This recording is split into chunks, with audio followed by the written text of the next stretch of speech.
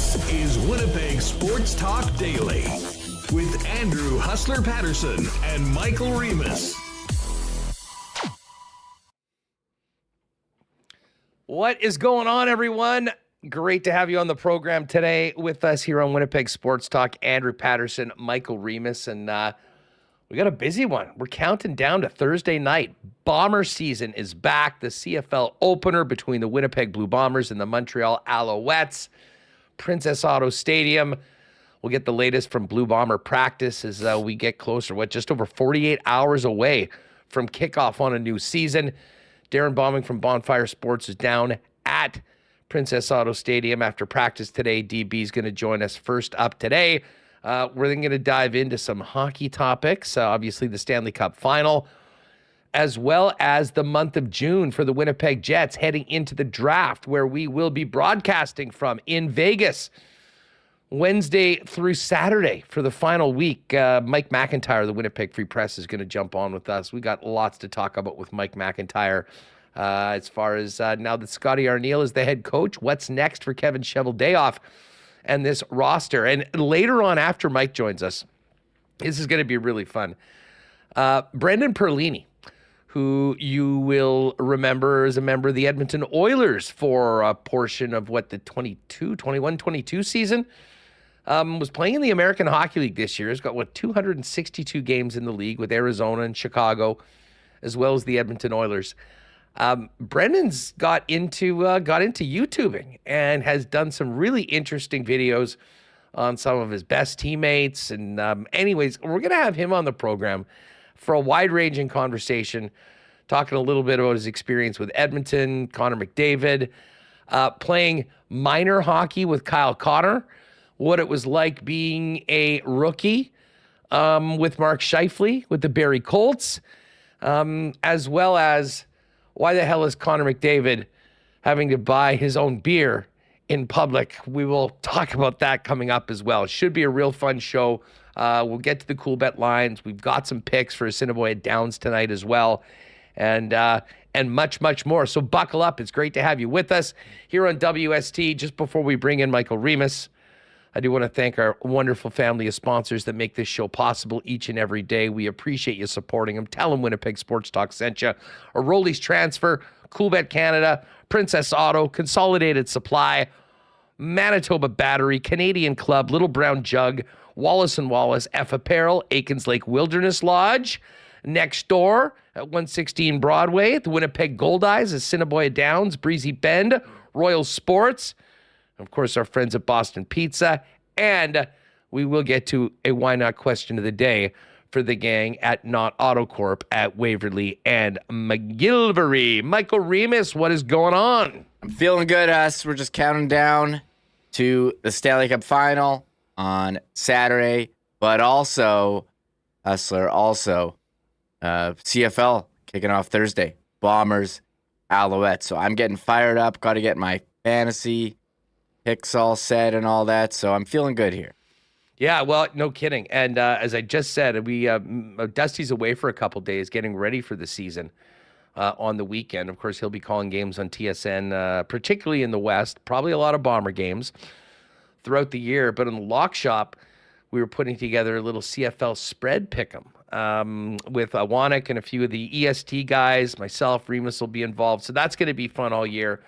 And I did tease a contest that we're going to be doing through Winnipeg Sports Talk, and we'll hopefully have the full details in the next couple days on the show. But it will be your chance for any of you that are making the odd wager on CFL games. You'll be able to just screen cap your bet, send it into us, and enter to win a couple of seats on our tour to Regina for Labor Day with transport, tickets, hotel, a whole bunch of other goodies. So stay tuned for that as well. I really am fired up for I'm fired up for the game itself, just to get back in a real meaningful game, Reem. I certainly am hoping the Bombers can get one over on the Alouettes, considering what we saw when these teams last played in Hamilton. And of course, we were there. But I got to tell you, I went to the Goldeye game last night, and it was so bleeping gorgeous. And I said all day yesterday on the show, if you're going to go to the game, last night might be it. I mean, not particularly nice today. 11 o'clock game on Wednesday, getaway day. But, being there, seeing the new scoreboard, seeing everybody, seeing my guy Dancing Gabe, who was in like mid-season form. I put out a tweet. Check that out if you didn't see it. Rock the air fiddle during Cotton Eye Joe. Just phenomenal. But it got me. There it is. There it is for those of you with us on YouTube. Just crushing it. I cannot wait just to get back to Blue Bomber football, CFL back, games on TSN nightly. It's going to be a really, really fun week. And as I say, if you get the chance to get down to the ballpark, do it over the next couple days. And then I think Winnipeg is going to be showing up and showing out for the Bombers when they get a chance to get their hands on the Montreal Alouettes once again. Yeah, how nice is that new scoreboard look there, Huss? It's a total game changer for the organization. That's pretty.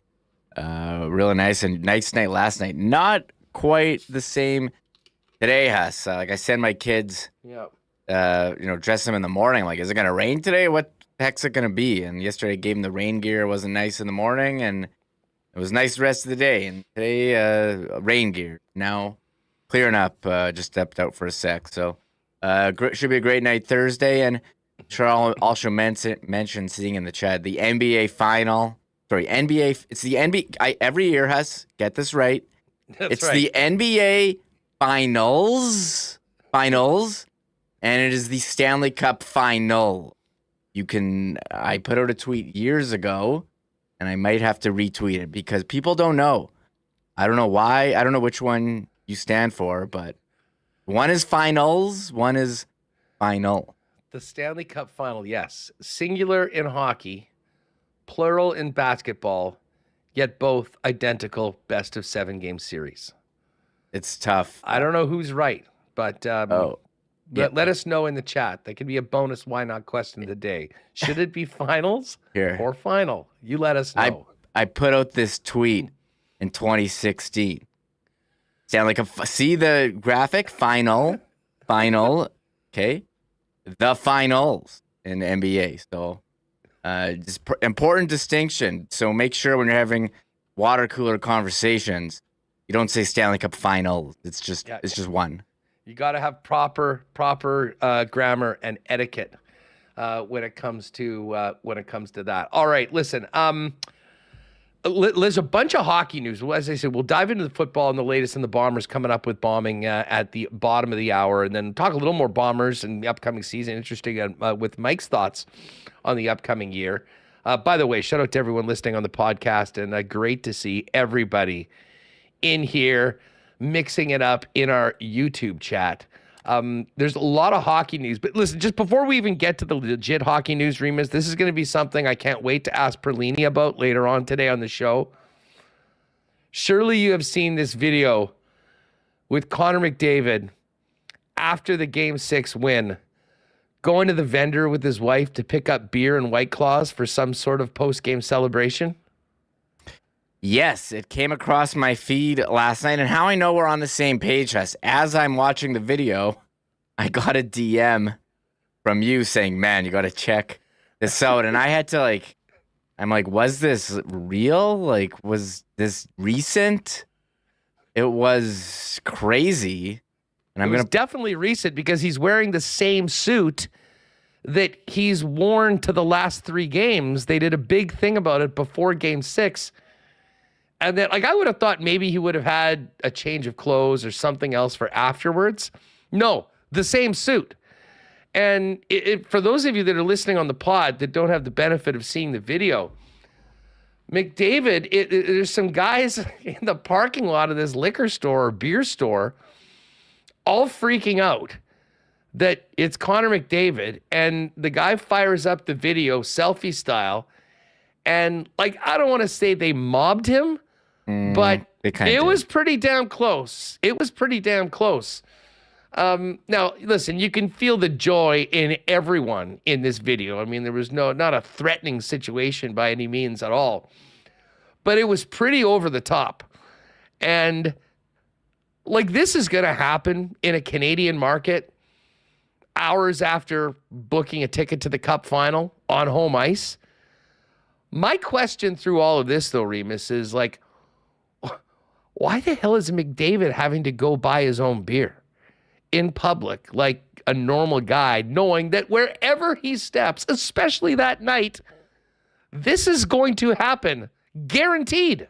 Yeah, here, want me to just play the video with the sound? It's all set sure, here. Sure, play it. Again, for podcast listeners, you can get to the YouTube part of it. Ready to crush a few beers and some White Claws. Oh, it's a beautiful night, man. Good game. Thank you so much. Good game, man. Oh, thank you so much, man. Thank you so much, bro. Thank you so much, man. I'm so happy. Go, let's go. This has been with the legendary Conor McDavid. You deserve us beer, bro. Peace. Good man. Good man. Thank you so much. Thank you so much. Thank you so much. Thank you so much. Give me a hug, man. Thank you so much, man. Thank you so much. This is me and Conor McDavid. The hug, the give me a hug at the end, you had to laugh. And listen, he's just getting thanked over and over again. And I got to tell you, if that happened here in Winnipeg and the Jets were going to the Cup and they just won Game 6 of the conference finals, and Mark Scheifele or Josh Morrissey was going to the vendor down the street and coming out with a bunch of racks to go have some fun, I wouldn't be surprised it was somewhat similar. Overall, I will say they could have maybe given Lauren a hand with one of those racks of White Claws.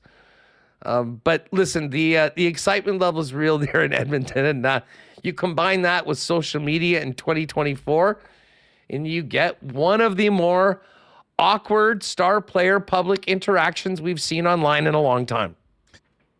Yeah, the touching him and the give me a hug, maybe getting into the guy's personal space a bit, but that was there's no doubt that was a personal space violation. Yeah, they could have offered to help him load the car as well. I'm seeing from people in chat, but I think the most part that was appalling.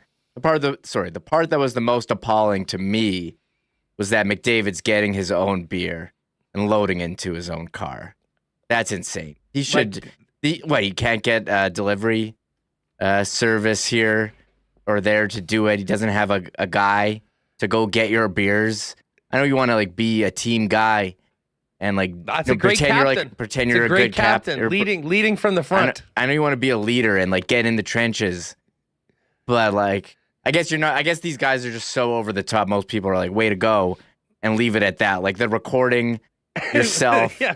Patting him on the back. I know that they're happy, and you love the excitement, but I don't know. It's getting into the guy's personal space here. I know the guys in EST had some quite a few discussions about that. But listen, at the end of the day, his star power everywhere, all across Canada, I think, would be listen, this guy's going to turn heads and he's going to draw a crowd everywhere that he goes. And listen, this is not anything new in Edmonton.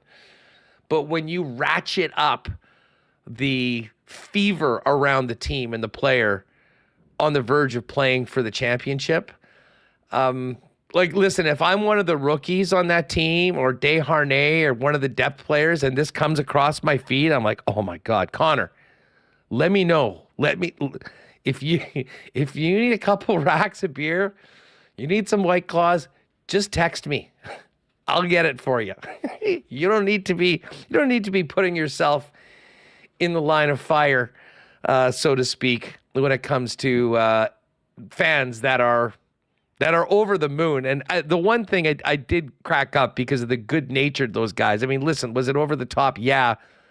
But the fact that they were just thanking him over and over and over again, it does show the gratitude. And again, many of us out here still a little bent that somehow they won the draft lottery again and got that guy, and now it's led them to this point.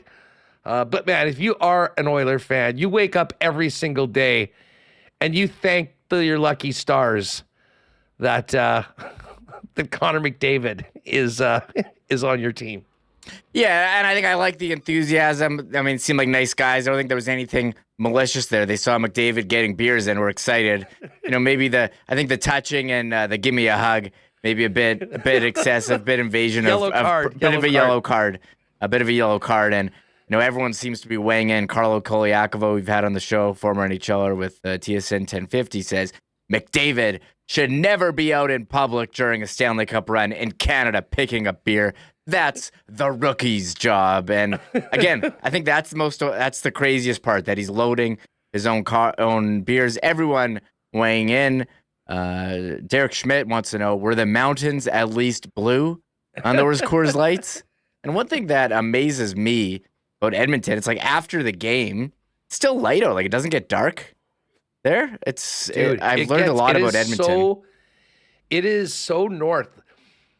Like, I remember when I was out there in like the summer, for the year that I was there for one of the summers, and we went to an Eskimos at the time, now Elks CFL game, and the game started at I think 7, and finished the game, got back to White Ave where I was living, and at 10:30 it was still light outside. Crazy. Like, I mean, the sun had gone down, but it was still legitimately light. And it really, like, it towards when's the equinox? Like around the 21st of June? Like around that time, like, it is literally not dark until midnight. So yeah, it was like that video was probably shot at like close to 10:45 or something like that right now. So yeah, it's up there, and long days and very short days sometimes in the winter with where they are northbound. Let's get to a few of the news and notes from the NHL today. For the teams that just got bounced on the weekend, the Rangers and the Dallas Stars, some news coming out of that. There was a lot of talk about Jacob Trouba for many reasons over the course of the playoffs. Sounds like he was playing with a broken ankle, Reem. Now, a broken ankle, I guess there's different levels of it. I don't think they really got into it. But for a lot of people that thought that he was a little bit of a step behind or wasn't quite there, and obviously trying to make up for it with some over-the-line plays that Trouba's known for, pretty significant injury that was hampering the Ranger captain. Yeah, it sounds like Adam Fox had a knee injury. Jacob Trouba, he broke his ankle in the season, saying, quote, a big chunk of his ankle came off. And since what Molly Walker tweeting, since it was a weight-bearing bone, he was mostly okay, but skating did not feel good. And I think there's some confusion if he was playing in the playoffs with a broken ankle or not. I saw someone say that it wasn't broken during the play, but that might have been deleted now. So, but I mean, crazy that he had to miss a couple games. Broken ankle, it's something you're usually out for a long time with, and just all these guys seemingly, playing through something. Yeah, and listen, I mean, just there's a lot of discourse about Trouba. I mean, you sent me somewhere else. I mean, they're already talking. I mean, listen, they do have a lot of really quality defensemen there. But they've invested a lot in Trouba.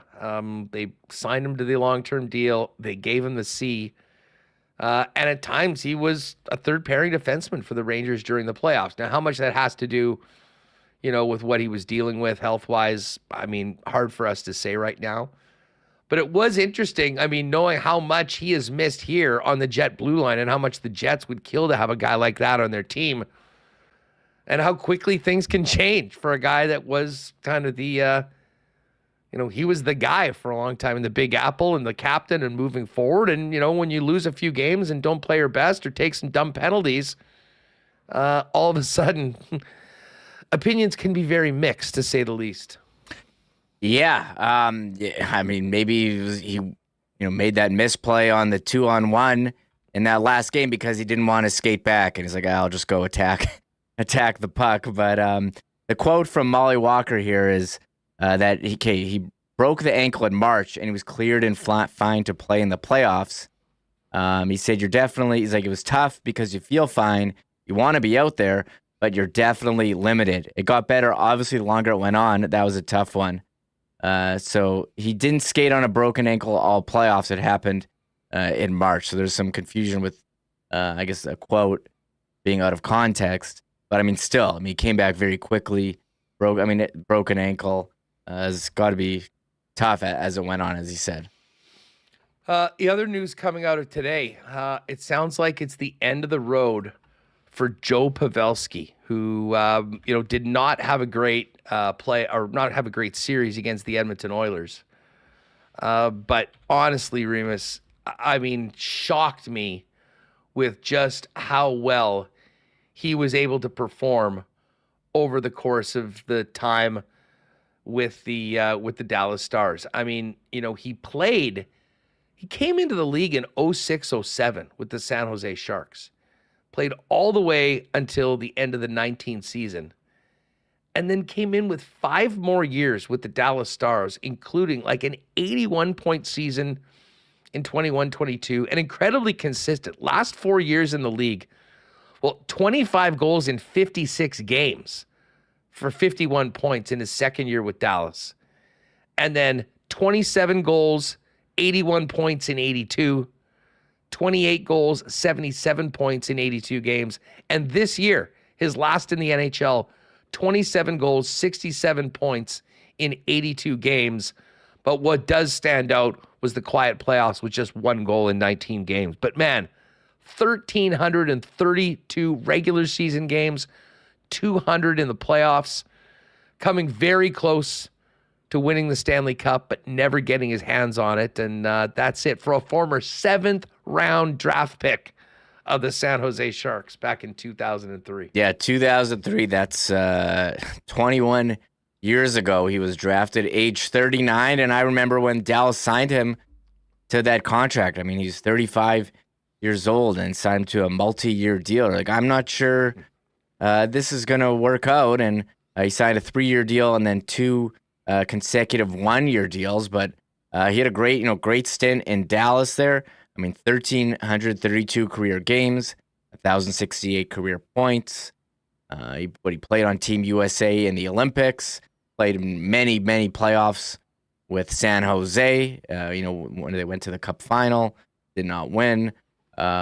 Great player, end his career without a Stanley Cup, but certainly up there, especially up there for American born players. So he's always a beast in front of the net, Joe Pavelski, and as they say, father time works, hits everyone, and just did not have the playoff series that you've known Joe Pavelski that he's capable of.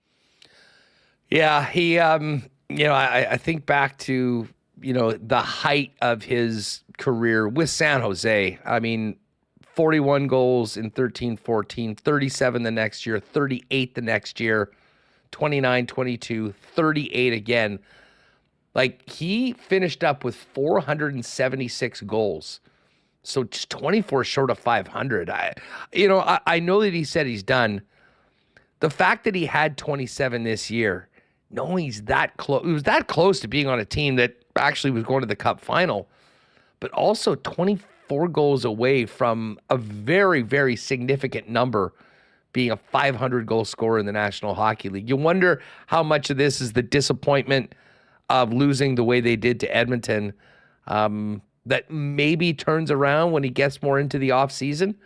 All I can tell you is the guy can still play, although was concerning that he had such a quiet playoffs. And frankly, that's a big reason probably why we're talking about the Edmonton Oilers moving on.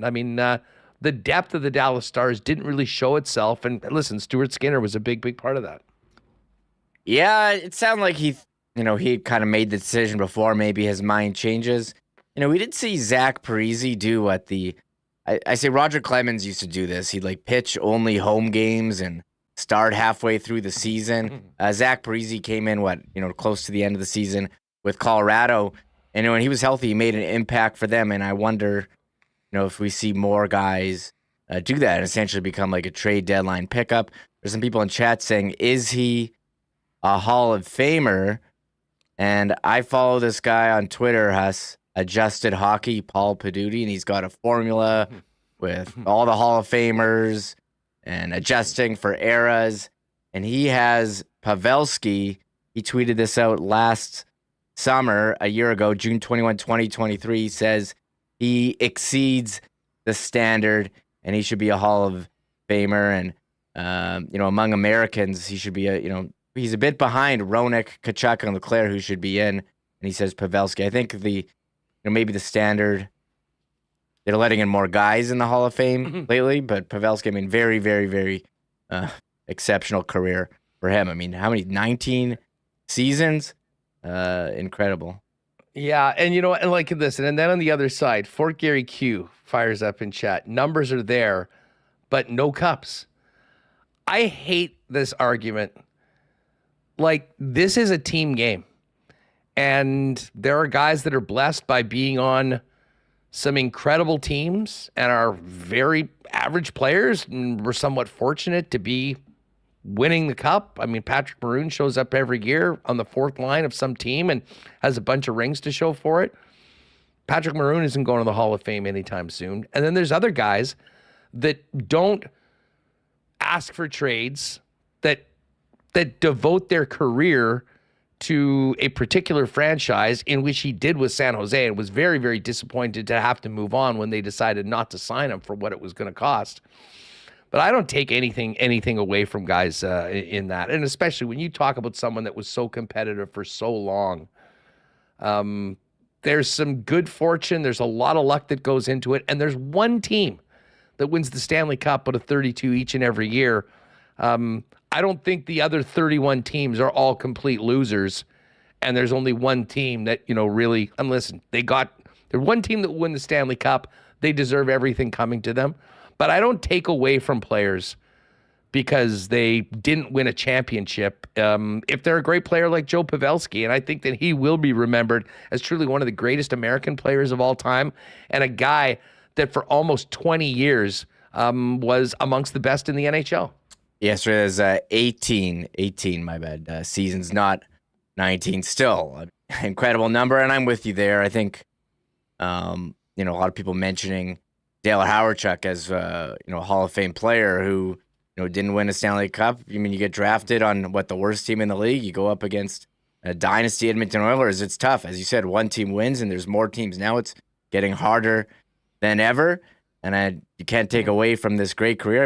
2 Stanley Cup final appearances, one with San Jose, one with Dallas. Sometimes it just doesn't work out, but you can't deny the numbers he put up and his place in hockey history. Let's just put it to right now.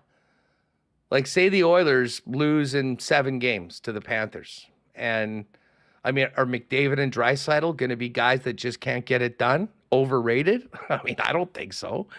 Whoever loses gets to the end, and Paul Maurice will be the first one to tell you that based on what happened last year. There's some great teams that fall just short. Only one team can win it all. And listen, in the hot take world we live in, a lot of legacy is sort of tied into, did you win a championship?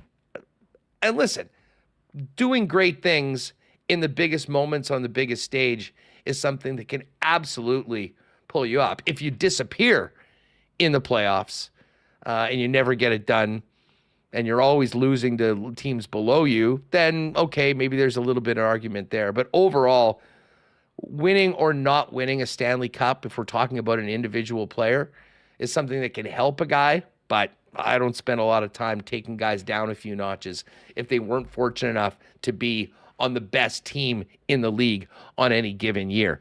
We're going to get Bauming in here and chat a little Bombers, because the season opener is 2 days away. Mike McIntyre coming up as well a little bit later on.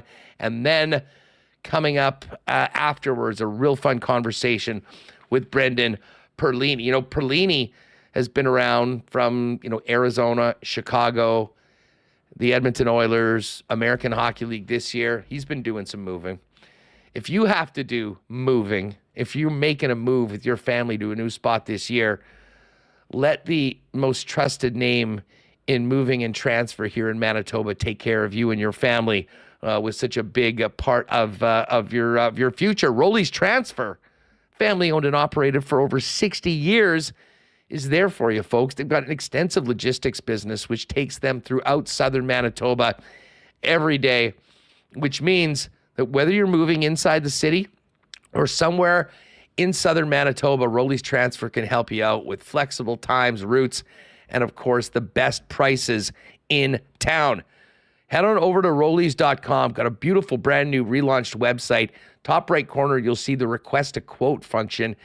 Click on that. Let them know when you're moving, where you're going, how much you're moving. And the friendly folks at Rollies will turn it around real quick with a quote for you and get you on the road to your next destination. For your next move, use Rollies, Manitoba's trusted name in moving services for over 60 years. Find out more and request your quote at Rollies.com. Got to shout out our friends at Consolidated Supply right now. Man, it's busy. I mean, of course, they're the leaders when it comes to the golf industry in town with the exclusive club car dealer in Manitoba, the number one spot for irrigation services, artificial turf as well. They've also got some other great options for your property, including hot tubs and amazing outdoor kitchens. And of course, not to mention, they are the leaders in small engine parts and repair, and now have the Crest line of power tools, including that RTK robot satellite guided mower. Pop by and see them today at their showroom, open to the public, 1395 Niagara Road East, or find out more online at cte.ca. Hey, for all those tools, boats, toys you're going to be using this summer, you got to get batteries, and Manitoba Battery is the best prices in town, and you'll be shopping local and getting the best service. Pretty good deal, huh? Well, you're always getting the best deal at Manitoba Battery, beating the pants off the big box stores 7 days a week, and even better than that, they'll deliver it to you for free with any purchase over $60 inside the perimeter. It is just that easy. You can pop by and see them in person on Logan Avenue or on Dovercourt, the new location on the south side of the city, or simply pick up the phone and give them a call or order online at manitobabattery.com and let Donnie and the gang at Manitoba Battery bring it to you. And just before we bring in Darrin Bauming, I know there's going to be a lot of CC enjoyed at Princess Auto Stadium on Thursday. Of course, Canadian Club available throughout Princess Auto Stadium as the official spirit of the Winnipeg Blue Bombers. Going to be giving quite a few fans, I think, a little extra oomph to get behind the blue and gold. Of course, Canada's favorite and oldest Canadian whiskey is Canadian Club. You can grab it at your local Manitoba liquor marts at the game on Thursday. And of course, don't forget CC and Ginger, an incredible drink of the summer, also available over at Princess Auto Stadium. All right, we are 2 days away from kickoff on the CFL season. Let's welcome in Darrin Bauming from Bonfire Sports, back from practice today at Princess Auto Stadium, getting ready for Thursday night. What's going on? Hustler, how are you? I'm fired up for Thursday, man. I was at the ballpark last night, had a great time at the Gold-Eyes game. It was absolutely beautiful. Knew the weather maybe wasn't going to cooperate the next couple days. But listen, rain or shine, I know that stadium is going to be rocking on Thursday for a Grey Cup rematch in game number 1 of the CFL season. But I guess before we get to Thursday, we got to pick your brain on the first week of practice. Sort of a weird training camp. Didn't see a lot of the regulars, a few more of them back, and now it's time to get ready for a football game that means something on Thursday. Yeah, call it a practice week. It was one day. Today, practice was closed. Tomorrow's walkthrough. And of course, day before the game, if I can plug, Huss, I always appreciate it. The day before every game, home and away, Chris Welby will join me for Game Day Winnipeg and our pregame show live, coming right out of your show, Winnipeg Sports Talk at 3 p.m. So when you wrap up, everybody will join us on Game Day Winnipeg on Bonfire Sports. So yeah, the first practice week, if you will, was one day, and that was yesterday. But it was a good day, to see Brady Oliveira practice for the first time since training camp began, to see Brandon Alexander, their starting safety, practice for the first time so far this season. All very positive signs. Jordan Younger, the new defensive coordinator, who of course was the defensive backs coach here in Winnipeg for the last number of years under Richie Hall. He will work alongside Richie Hall, but be the defensive coordinator himself. He wants guys to be versatile and move around. So if Cam Lawson, Their Canadian defensive tackle has to miss some time. They're going to be okay because they're going to move guys around. Adam Bighill will start the season on the 6-game injured list. They got to move some guys around and have Kyrie Wilson play the middle and Brian Cole kick over to weak side. They're going to be okay. To go through all the injuries and to go through all the, guys on the field, it's a lot. It's football, right? You can't just talk about the couple guys. There's so many implications and so many things that can change. It's like, it's like a domino effect. So watching Winnipeg do all of these different things early in camp and then give all of those young guys the full final preseason game at Princess Auto Stadium, I think just shows that how important it is for them to ensure that no matter what may happen, they're going to be prepared. And Hustler, I'll just say this, and I sure hope we can talk about the entire league, the East and West Division, and how the CFL shakes out with things kicking off league-wide on Thursday, of course, here in Winnipeg. But I expect Winnipeg to be the best team in the CFL this year until proven otherwise. Well, I mean, listen, they're certainly the favorite. We were just Matt Awanek joined me in the lock shop today, and I miss Matty. Great guy. We went through. He said to say hi, by the way. The Bombers are plus 215 favorites for the Grey Cup. I think it's a pretty short number, but it speaks to the program that the Winnipeg Blue Bombers have built. The fact that they brought Dalton Schoen back, they brought Brady Oliveira back. Not a lot of people thought that it was possible. They have lost some players. Before we get to the league overall, let me just ask you this. Yeah. For fans that maybe haven't been paying attention to every single thing happening in training camp, we know the veterans and the guys that are returning. Yeah. Who are a few players, new players, that might be playing some significant minutes and maybe introducing themselves to Bomber fans for the first time in real time Thursday night? Yeah, starting boundary corner. That's where Winston Rose has been off and on for the last couple of years. Jamal Parker stole his job last year. Parker started in the Grey Cup. He's injured and will probably be a while, starting the year on the 6-game injured list and maybe longer. So there was a couple young guys, Tyreek McGee, who was on the practice roster in Winnipeg last year, and Terrell Bonds, brand new to Canada and the Blue Bombers just a few weeks ago. It looks like Terrell Bonds won that job out of training camp, but they have McGee on the practice roster to start the season. So Bonds, McGee at that cornerback spot next to Dietrich Nichols. That's the busy side of the field. It's the short side. They call it the weak side, but you got to be strong to play that weak side of the field. Tyrell Ford was a Blue Bombers draft pick a couple years ago, a Canadian, of course, Edmonton Elks quarterback Trey Ford's twin brother. He was with the Green Bay Packers last year. He's back in Canada now and looks to start at cornerback on the other side of the field. So two new DBs playing very important positions on the edges of the Blue Bombers defense. With Adam Bighill out, I mentioned Kyrie Wilson kicking to the middle. Who's the weak side? Well, the Bombers did lose a couple guys in the linebacking core this year.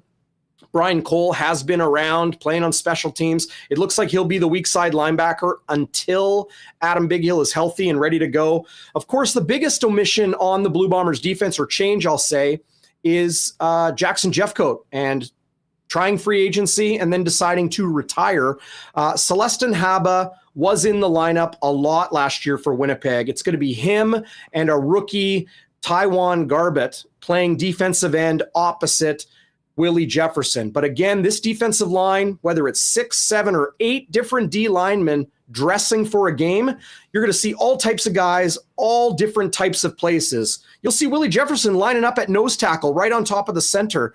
Don't hold your breath for things to look normal with this very versatile change-up Blue Bombers defense. Offensively, of course, Rasheed Bailey leaving via free agency to join the Toronto Argonauts. They have a couple young rookies that will slide in there. Ontario Wilson, Carrick Wheatfall, Myron Mitchell. I think Mitchell looks to be the kick returner this year. But all of that said, I think the Winnipeg Blue Bombers receiving core is the best receiving core in the CFL for 3 reasons. Nick Dembski, Kenny Lawler, Dalton Schoen. I take those 3, and one of them being a Canadian to boot, over any other trio in the CFL today, let alone Zach Collaros, who I think is probably the most dangerous quarterback in the CFL. Just today. Speaking of Zach, I mean, by all accounts, from yourself, from Hamilton, from DT, it seems like Zach has come in incredibly focused. And I mean, there's a lot of things you can take from training camp, but no question as to whether 8's going to be ready for Thursday night. I saw a pass in practice yesterday, Hustler. I don't think I've ever seen a ball thrown so impressively live and in person in my entire life. And I've watched a lot of football. It was an out and up route for running back Johnny Augustine, and Zach Collaros threw it to the far side of the field. Like if it was 6 inches off, it would have been an incompletion. It was absolutely perfect. The velocity he had on the ball was impressive. And like I'm out of superlatives and adjectives to describe it. It was just one of those passes where you're just like, holy, you know what? Zach Collaros still has it. If anybody thinks Zach Collaros is like in the twilight of his career, give your head a shake. He could win and probably will. I would say an early favorite right now to win MOP in the CFL in 2024. I will say this though, just to wrap up the position groups. Of course, Jamarcus Hardrick. Huge loss in free agency, signing the big ticket deal with the Saskatchewan Roughriders. Winnipeg's O-line is going to be pretty much intact.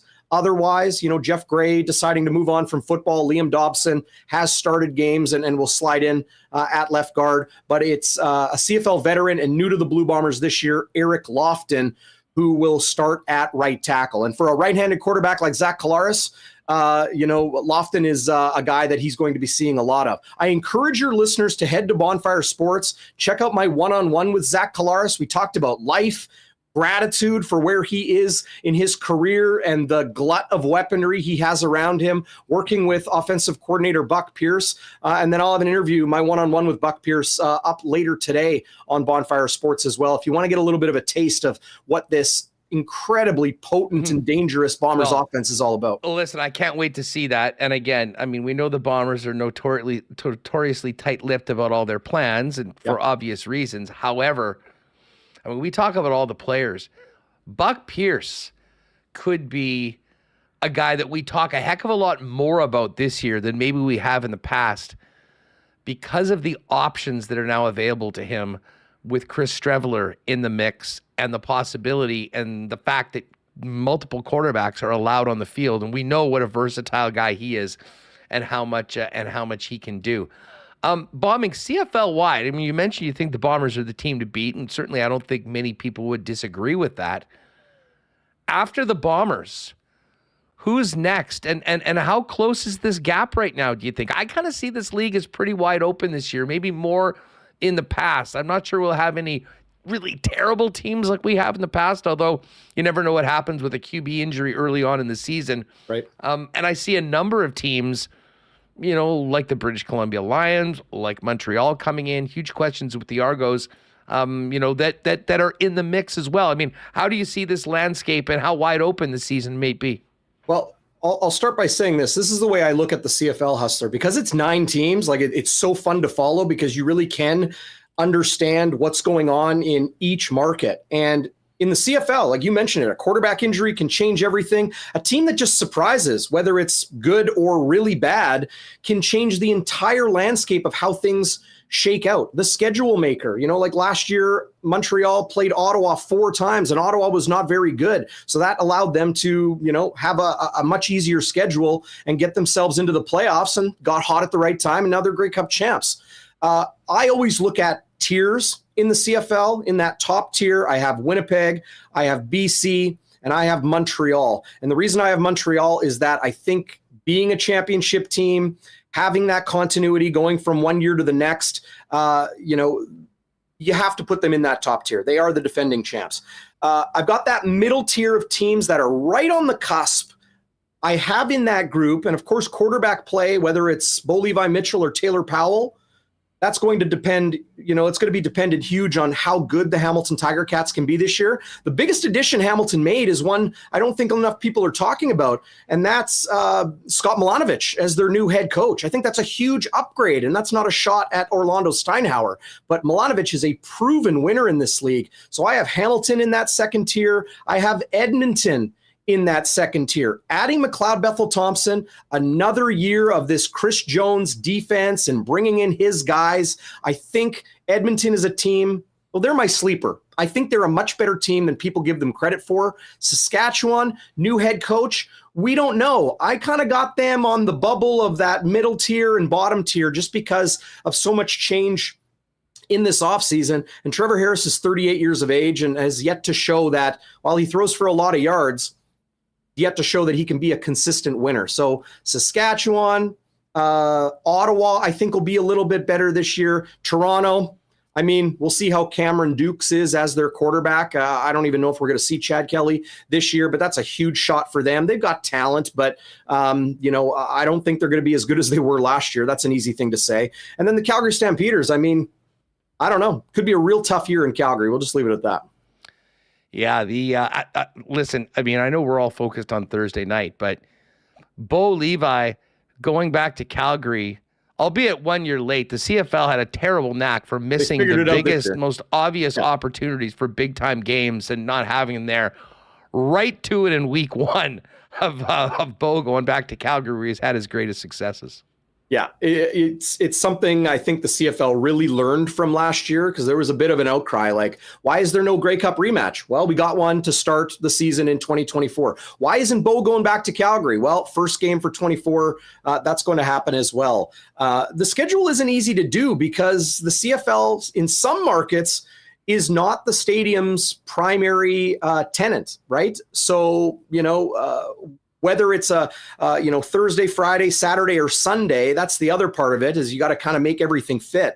But I'll give the CFL credit. I'm a critic of them as much as anybody, I think, at times. They've done a very, very good job this year on and off the field to ensure they have what they, have what fans need for it to be a great season. Stats, they need to still get on that. I'm not going to go on that, Hustler, because I think you and I would be on for 45 minutes or an hour. Hey? Has it not been fixed? Like, come tomorrow, are we not going to... You got to be kidding me.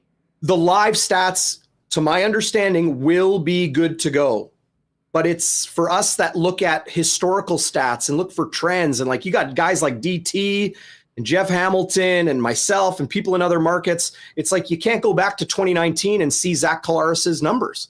So that's tough, because those are important things to have to tell the stories of the great players in this great league. But yeah, live stats will be good to go. And they've got some fancy stats this year, Hustler.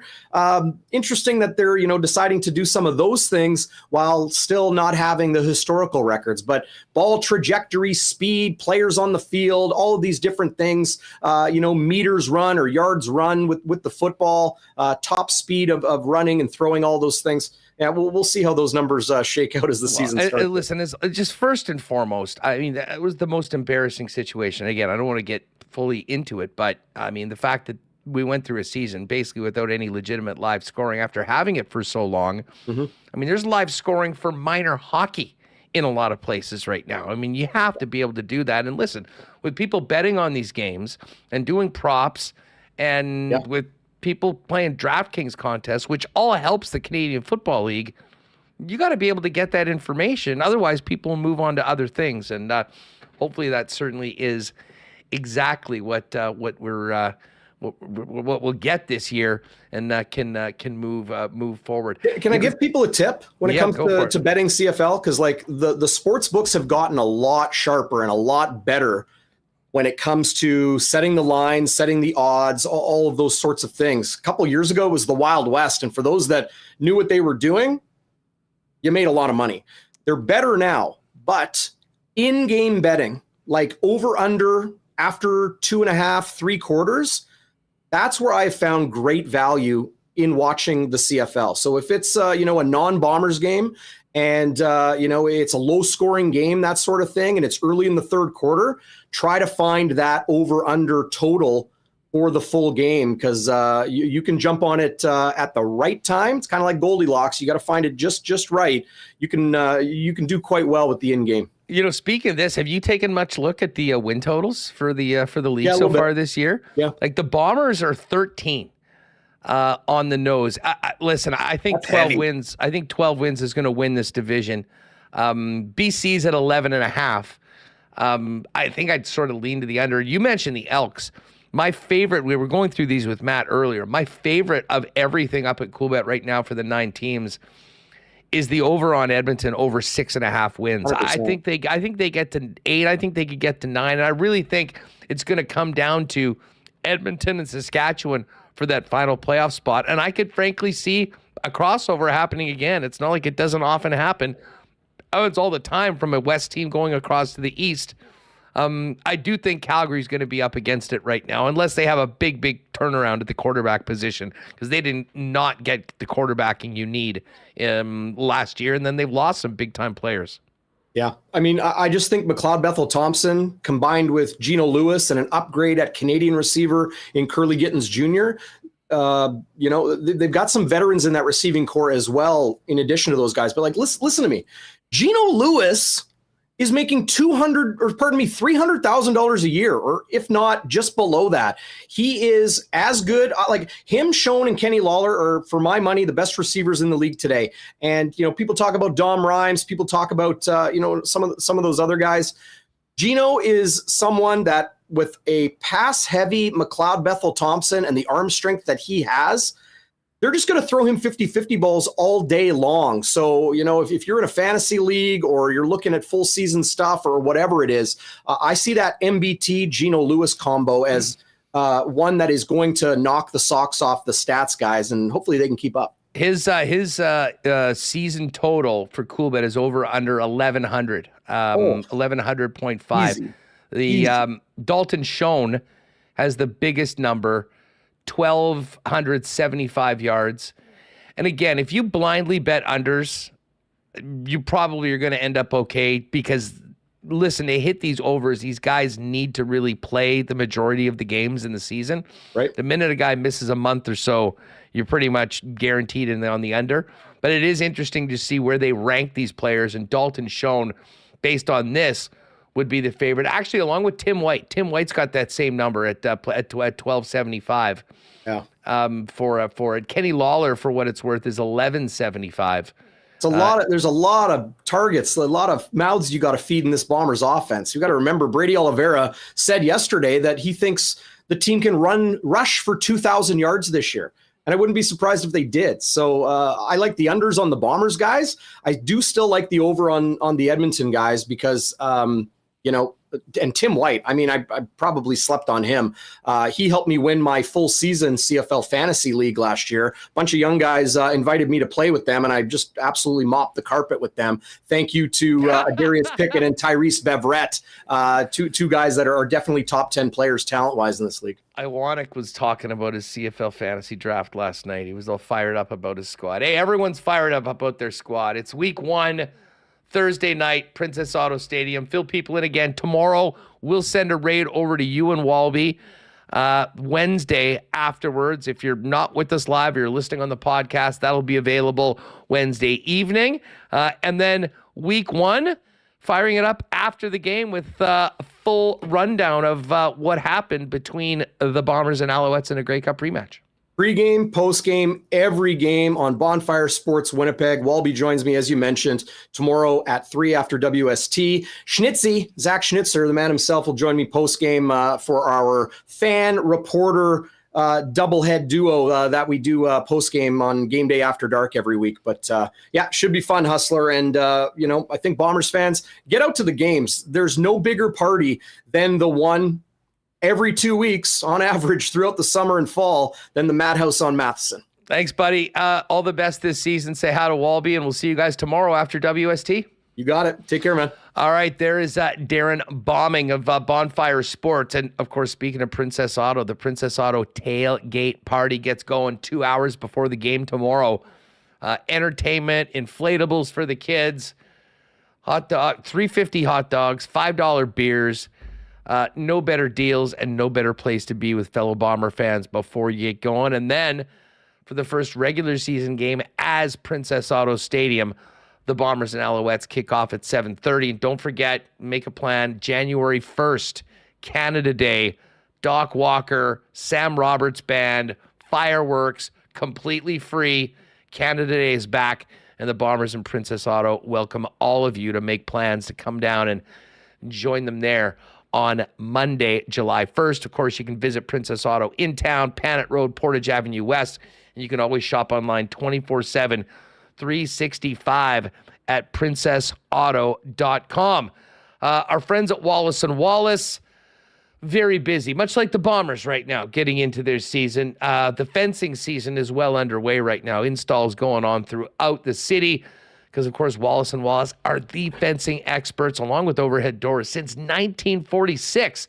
If you need the security and protection of a new fence, or if winter's done a number on your old one, give them a call. They've got vinyl, ornamental, welded wire, chain link, wood fences. And if you need to replace your garage door, they've also got Winnipeg's largest selection of overhead garage doors. Give them a buzz, 452-2700. The Wallace & Wallace team will arrange a time to come out and give you a free estimate. You can also visit them at wallacefences.com or pop down to their showroom on Lawson Crescent, just off of Kenniston. And guys, as we look ahead, Bomber season's here. You know what that means? We're just about into summer, wedding season, and more. Guys, when you're looking into your closet and realize, oh, I got to up my menswear game, there's only one place to do that, and that is F Apparel at 190 Smith Street downtown. Custom suits beginning at $400, along with chinos, golf pants, custom shirts, both tucked and untucked styles, and an incredible selection of menswear accessories. 15% discount for wedding parties. So if you're having one or in a wedding party, talk to the guys at F about taking advantage of that. And they've got a great deal right now for high school grads.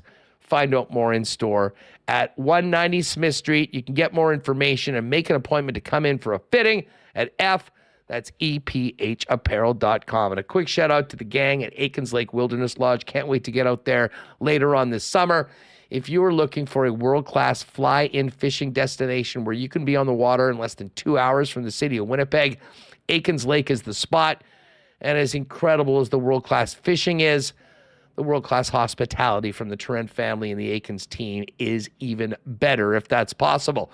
Find out about remaining availability for the 2024 fishing season today at aikenslake.com.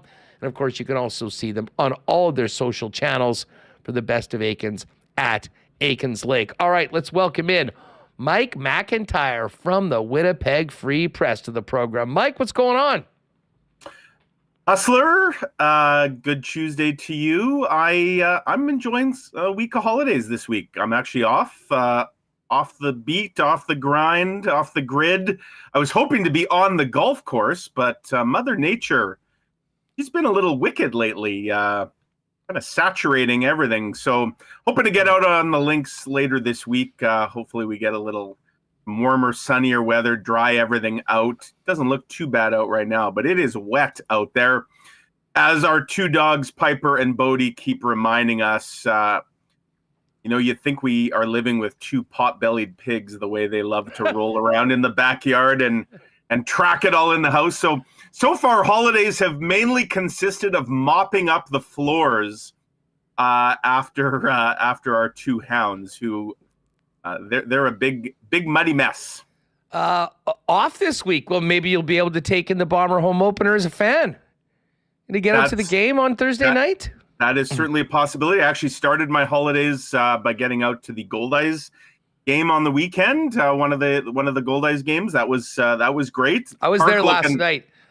Park's looking great, and that new scoreboard. That's, if people haven't seen it, it's a beauty. And they do a lot of they've really stepped it up this year in the kind of graphics and animation department, and it was really good to see. They've done a nice job with that, and it looks like the Goldeyes, they've got some fun players on their team this year. I know they're trying to get back over 500 here after a bit of a tough start on the road, but Goldeyes look like they might have a really exciting crew with some veterans and some young players as well. Well, and Max Murphy's back. Dude is just absolutely mashing. Crushing it.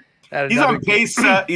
over an RBI a game pace. Like he's on track to go over 100 RBIs in a 100-game season, which would be incredible. No, I was there last night. It was just a glorious night, and I realized this is the night to go. Looking at the forecast, although it's holding off right now. Yeah. I mean, it's not like it's really cold out. I mean, this could be it could end up being a nice night for it. And then tomorrow, they've got the 11 a.m. game. There's a 30% chance of showers.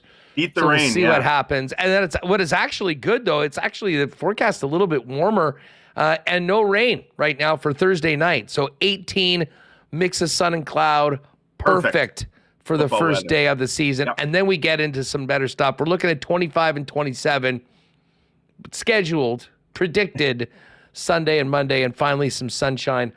Although I am worried. Just the kind of weather we want us to have to glue ourselves in front of the TV to watch the Stanley Cup Final. Yeah. Which they're sure dragging that out, aren't they? I realize there's a lot of reasons, TV, and they're trying not to compete, obviously, with the NBA Final. But my goodness, it would have been nice if they could have called an audible when both series wrapped up by the weekend. And we now have to wait an entire week.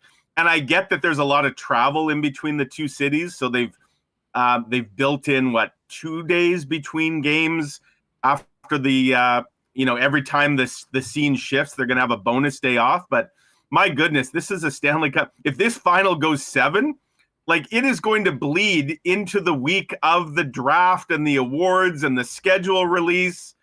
I saw somebody, and this is true, if it goes 7, the team that wins the cup, the management of that team is probably going to have to skip the Stanley Cup parade because they're going to have to be in Vegas for the draft. That is cutting it way too close in my eyes. And there's no real excuse because we're back on track as a league, right? I know COVID, ran wild there for a couple of years and caused all kinds of scheduling issues. They started this year on time.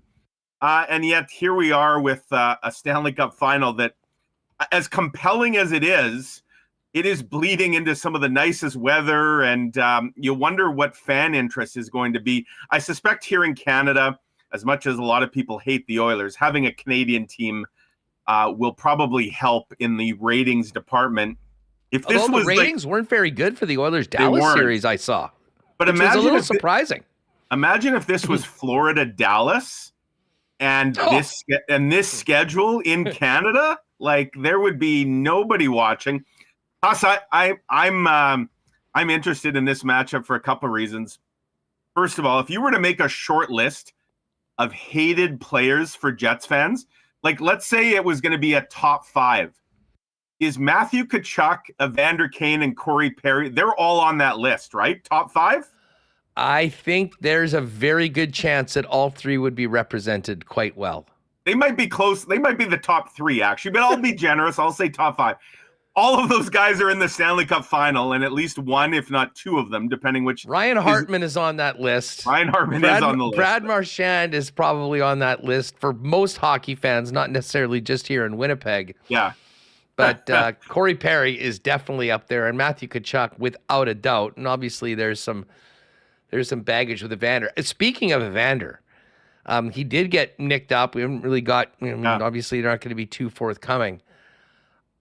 Listen, for a guy that has had so many ups and many downs in his career, and even ups and downs right now during his time with the Edmonton Oilers, this is a huge opportunity for Evander, not only to get his ring, but I think if they're going to get it done, he is going to need to be a far bigger figure in the series, shall I say, and not necessarily scoring and assisting, but we know the way Florida plays.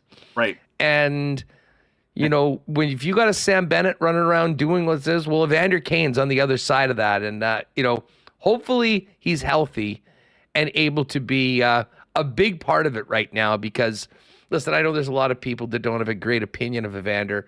And listen, he's brought it all on himself. Right. But I'll tell you what, he could do himself a great service by having a big series and helping his team win the cup. How about the revelation today, Huss? I know you've been on the air here, so you may not have even seen it. I think it just come out in the last hour. Chris Knobloch Edmonton Oilers coach, revealed that he once interviewed for a Winnipeg Jets assistant coach job with Paul Maurice at the 2015 draft. And Knobloch said that he was young and inexperienced and the job didn't go to him, obviously, but that Paul Maurice actually said, don't hesitate to reach out to me as kind of a mentor, and that he's taken him up on that offer. Now, I was trying to put the timelines together here. So you see the Rashog tweet here. He doesn't say the specific timeline. He just says interviewed. So initially, I thought this was the 2020 opening that ultimately went to Dave Lowry, because that's the last time Paul Maurice would have been hiring an assistant. That was after Todd Woodcroft left the Jets to go to the University of Vermont, I believe it was. But then I believe it was Jason Greger then tweeted a more detailed quote a few minutes later where Knobloch actually said it was at the 2015 draft. So I was trying to figure out what job opening that would have been. If you look back, the summer of 2015, the Jets didn't hire an assistant coach. I'm not sure why Paul Maurice would have been doing a job interview in the summer of 2015. 2016, the Jets hired 2 assistants for the 16-17 season. They hired Todd Woodcroft, and they hired Jamie Compon, who of course is now with Paul Maurice in Florida.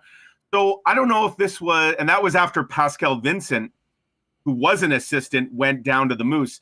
So I'm not entirely sure on what job opening this was, unless it was just Paul Maurice just being polite and maybe doing some work, knowing that he was going to eventually have an opening. But because the Jets didn't hire an assistant coach in 2015 is my point. But maybe this was for one of those jobs that ultimately went to Woodcroft or Compon.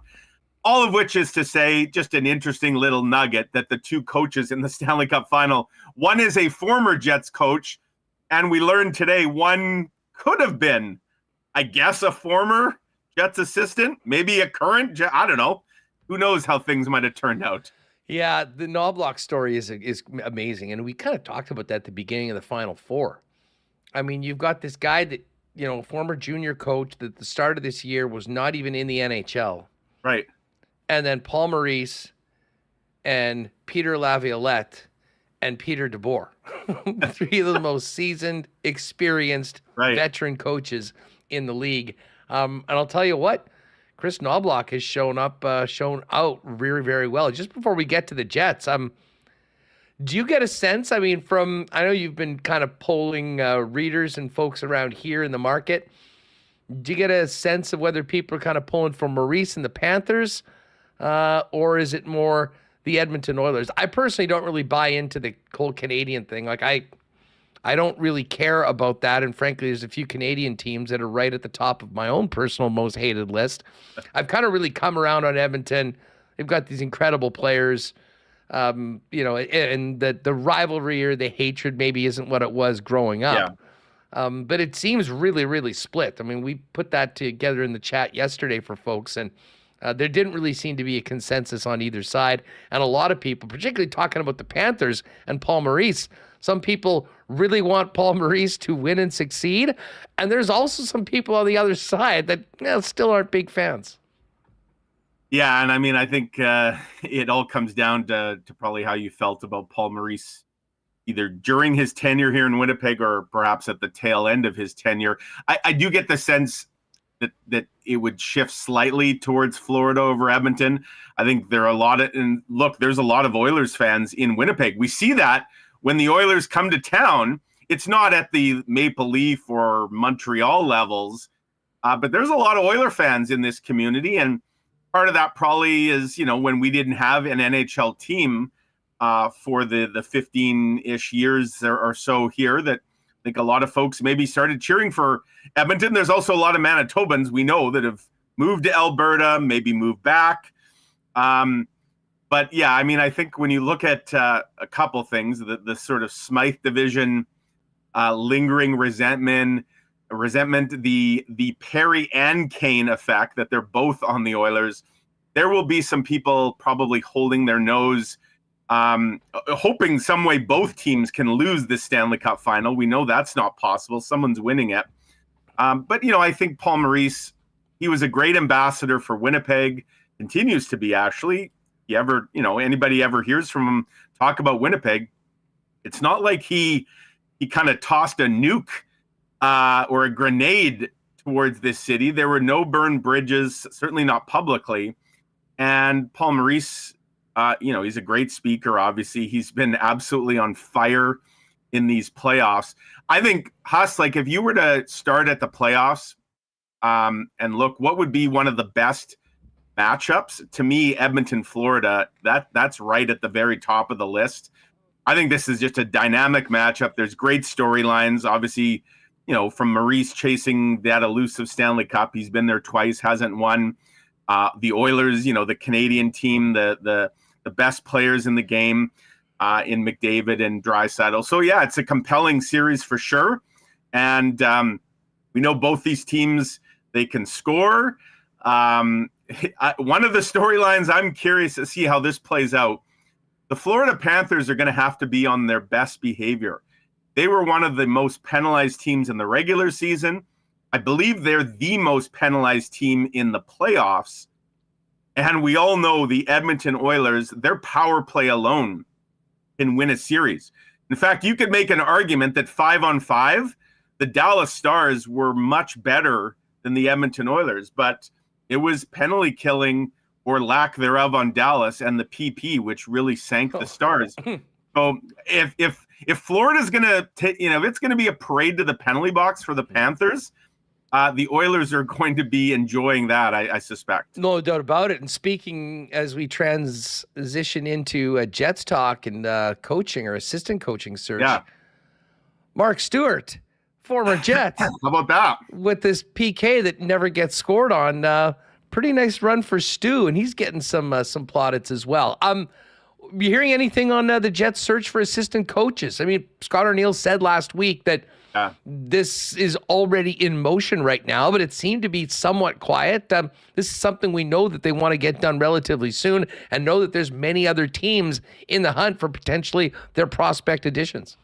I'd be stunned if we don't have answers by the end of this week. I suspect it's coming to a head here in short order. You can cross one maybe local candidate in a way that I think some people had speculated. I know Kenny Weeb and I in our piece last week had, and that's Nolan Baumgartner, who had been an assistant with the Moose, previously has been an assistant in the NHL with the Vancouver Canucks. And not surprisingly, I guess, because of his ties to Travis Green, Nolan Baumgartner was officially hired today as one of the new assistants, Mike Yeo as well. And they have strong ties with Travis Green. So Nolan Baumgartner was certainly a name that I suspect the Jets would have had some interest in at least. But clearly that's not going to happen now. So, yeah, I think they're getting close to the brass tacks, if you will. And I would think here, Huss, this could be a very newsy week for lots of reasons in the NHL.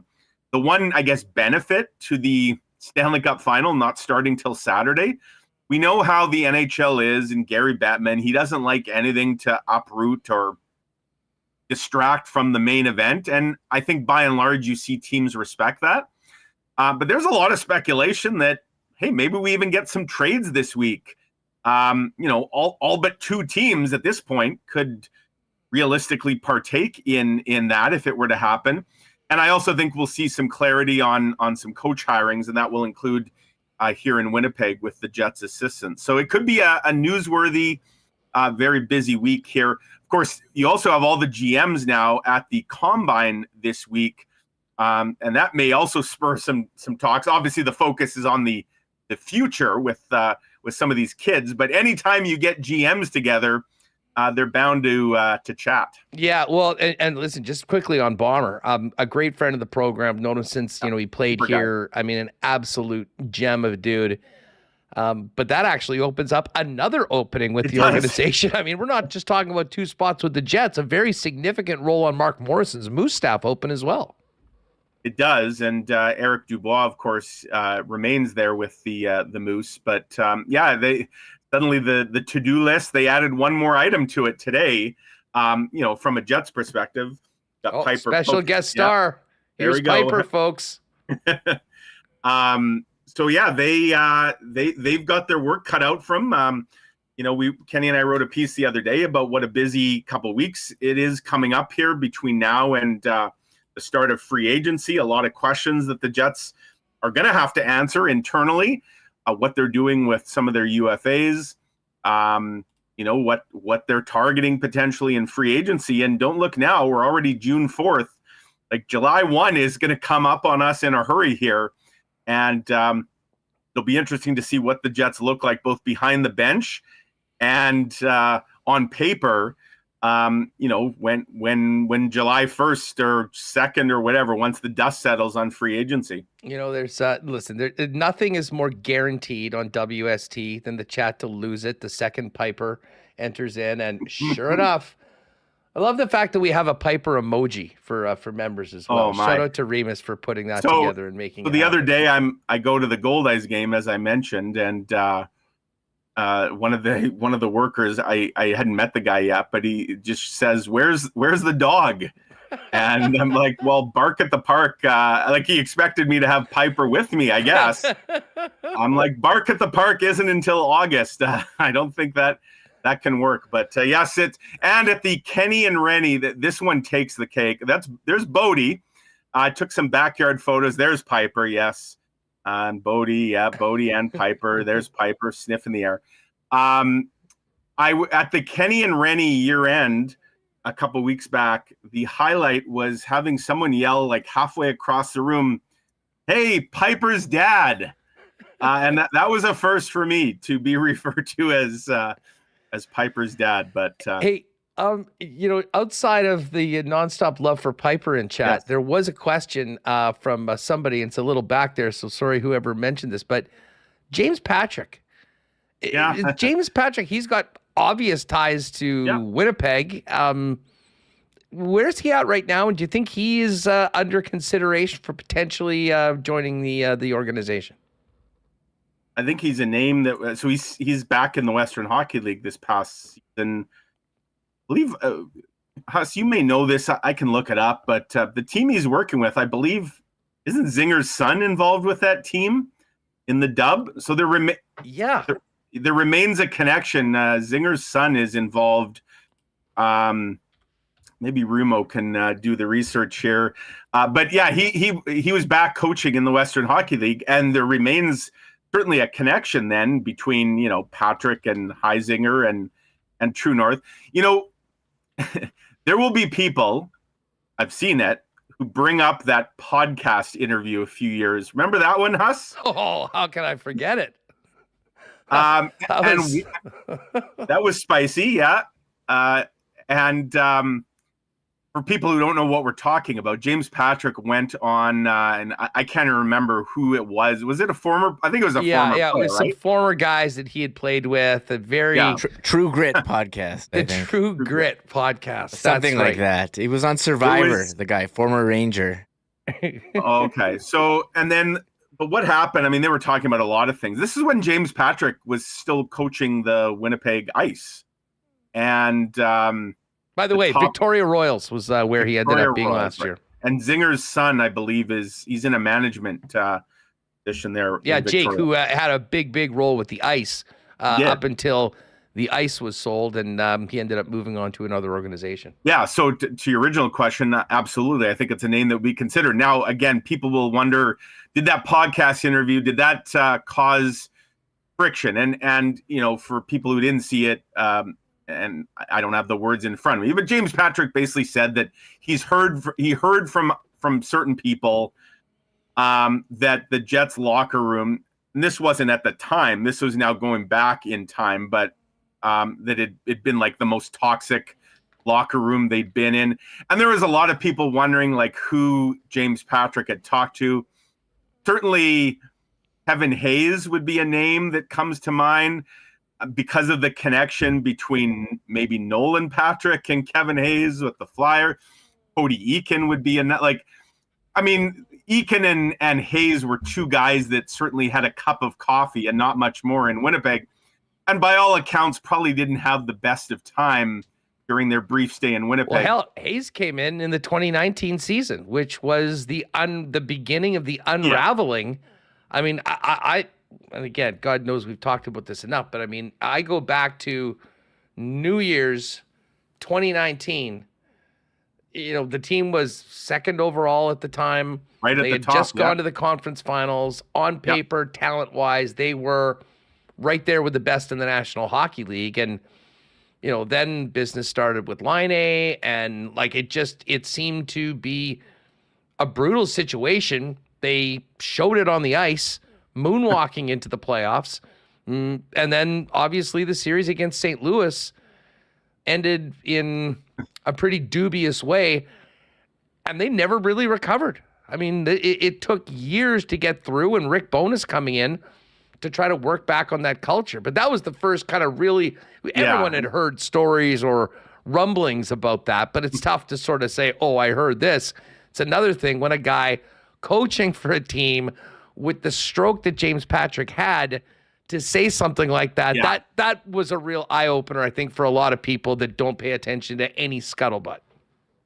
Yeah, so, I mean, would True North hold that against him? I don't know the answer to that. I do think James Patrick would make a lot of sense in that, you know, he's a guy, so he obviously is a veteran coach, but he also has shown an ability, a really significant ability to work with young players. Obviously, he's had some great success now at the junior level. He was a longtime assistant in the NHL. So, yeah, that's for sure a name to keep an eye on. And, you know, Scott Arniel mentioned that there's probably some names that maybe nobody's thinking of, either guys on existing benches looking for changes of scenery, or guys that are just up-and-coming coaches. And I do think at the end of the day, you know, whether it's in the next day or two or by the end of the week, when we do hear of two assistants, I think it will be a nice blend of probably experience and exuberance, if you will, because you'll probably see, you know, a bit of a new name or a fresh face combined with some seasoning. But I think, Huss, like we always talk in the playoffs, right? What could a team learn from the playoffs? Well, I think this year's playoffs have put a punctuation mark on the importance of special teams. I mean, it gets said all the time, but it's really bearing fruit this year. Like I believe I saw the stat the other day. I believe Edmonton and Florida are 1 and 2 this year in the playoffs in penalty killing. You have the two best penalty killing teams have made it to the Cup final. Where were the Jets? The Jets' penalty kill was atrocious. It was atrocious during the regular season, and it was even worse during the playoffs. And so when we talk about what the Jets need to address this season, reacquire Kevin Stenlund. Yeah, well, it's interesting that there's a guy, right? And Dmitry Kulikov, too, while you're at it. You know, but Kevin Stenlund ended up being a really, really shrewd pickup. He filled that fourth line. I think he scored like 10 or 11 or 12 goals. So there's some offense there. And he's a big part of what the Bill Lindsay was on with us on Monday after the Florida Panthers had got to the Cup. And specifically, when I mentioned Stenny, talked about what a huge part of the PK he was, and just what a great addition to it. I mean, there was some personnel. I mean, because they were 7th in the year. Like when Arnie came in and took over it, they improved to 7th. And that was when Stenny and Saku Menelainen were parts of that. And I mean, I think there was a combination of a couple things last year, but personnel certainly part of it. And that, of course, gets to some of the things that we'll be talking about in the next couple of weeks as to what's on Kevin Cheveldayoff's plate, in addition to being a part of rounding out Scott Arniel's coaching staff. Mike, great stuff as always. Let you get back to the dog, and maybe we'll see you down at Princess Auto Stadium on Thursday. You bet, Huss. Have a great week. Appreciate it, buddy. Great stuff from Mike, as always. Gang, coming up right now, really awesome conversation with former NHLer and Edmonton Oiler Brendan Perlini. Before we do that, though, I do want to give a shout out to our friends at Next Door Winnipeg. Of course, the Hoagie Boys are doing their thing on South Osborne, but they're also cooking up incredible eats at the Beer Can and at Next Door down at 116 Sherbrooke. And tomorrow night, if you like wings, they've got an amazing Wingy Wednesday promo where they serve up a pound of naked wings for $15. But on Wednesdays, they roll out the sauce cart where you get to choose your own sauces, mix and match and pour as much as you want from over 14 house-made sauces. Got into some wings there actually when we were watching the PWHL game with Liz a couple Fridays ago. But the Wednesday is the day to do it if you're a wing nut. The wings themselves are amazing, and all the cool sauces that they put together, definitely worthwhile trying. Of course, great beers, other wonderful culinary options for you waiting there down at Next Door, 116 Sherbrooke Avenue, adjacent to Good Neighbor Brewing. And don't sleep on what the boys are cooking up over at the Beer Can as well. And, of course, at Hoagie Boys. A shout-out to the Gold Eyes. Great time last night, as I mentioned off the top of the show. Gorgeous night. Not quite as nice today, but it does seem like the rain's holding off. Temperature's nice enough. So if you've been missing the ballpark, want to go out, get some of that great grub, have a couple cold ones, maybe a mix in a little brown jug as I did last night. We got a game tonight, and then tomorrow, 11 a.m., getaway day. Maybe an extended lunch and head on down to the ballpark. And don't forget, we've got less than 10 tickets left for our Gold Eyes patio party coming up on June 18th. There's a link in the description, or if you're listening to the pod, go to winnipegsportstalk.com and grab one of those final tickets. I checked out the new patio decks that will be on the 18th, which is 2 weeks today. Looked awesome. They had two big groups there last night. Bar-style tables and chairs for everyone. Cannot wait to see you all out there for that. And again, there is a capacity. It's a hard number. So if you haven't already, don't miss out. Get those final few tickets right now at winnipegsportstalk.com and click on the Gold Eye link. I do want a quick Breezy Bend golf update for you. Yesterday was the longest day in golf where prospective contestants in the U.S. Open, one of the four majors, play 36 holes in the final round of qualifying. And there were a number of guys with some local ties here. Aaron Cockrell and Braxton Kunst played out in Ontario, close to the RBC Canadian Open, and unfortunately fell short, as did former WST guest. I guess all three of those guys are former WST guests. Eric Howardchuk, who can get around the course pretty darn well. He qualified for the final round. I think he was playing in Oregon or California, if I'm not mistaken, but he wasn't able to qualify as well. A lot of big names on the PGA Tour did get through. I saw Mark Hubbard win the one coming out in Ontario. Adam Scott in the mix as well. But anyway, congratulations to all those players for getting that far, and we'll wish them luck moving forward. And a big thanks to our friends at Breezy Bend Golf and Country Club for their great support of Winnipeg Sports Talk. We are going to get to this bit on Brendan Perlini. Just before we do that, though, I do want to throw out a why not question of the day for Not Autocorp in chat. And this is sort of a wide-ranging one, but let us know, is there a coach out there that, you would love to see Scott Arniel add to his staff in an assistant role? And I mean, we're not looking for Scotty Bowman, but guys out there that have either been doing it or at another level, American Hockey League, Western Hockey League. James Patrick was a name, obviously, that came from the chat that we were talking about with Mike McIntyre. Intriguing names. Who you got for assistant coach of the Winnipeg Jets? Let us know in the chat for the why not question of the day for Not Autocorp over at Waverly and McGillivray. All right, this is going to be real fun. Caught up earlier this morning with Brendan Perlini, who's having a lot of fun telling hockey stories on YouTube, and we had a wide-ranging convo. Here it is. It is great to have you on Winnipeg Sports Talk. How are you? Oh, yeah. Thank you so much, guys, just for having me and coming in for a little chat with you guys today. Well, hey, listen, there's a lot we can get to, but first off, congratulations on the channel. It's always great to get content from individuals that have played in the National Hockey League, especially recently. And you haven't been doing this long, but the response and reaction from hockey fans and people on the net's been great, hasn't it been? Yeah, it's been fun. It started as something, I guess, like during this past season, where it was like, okay, what can I do like away from the rink, you know? So and it's given me, like, I dabbled with it a little bit last summer, doing some golf stuff, and like it kind of like, you know, I watch a lot of YouTube to begin with, so I was like, oh, you know, like I can sort of do this stuff like more on the golf side.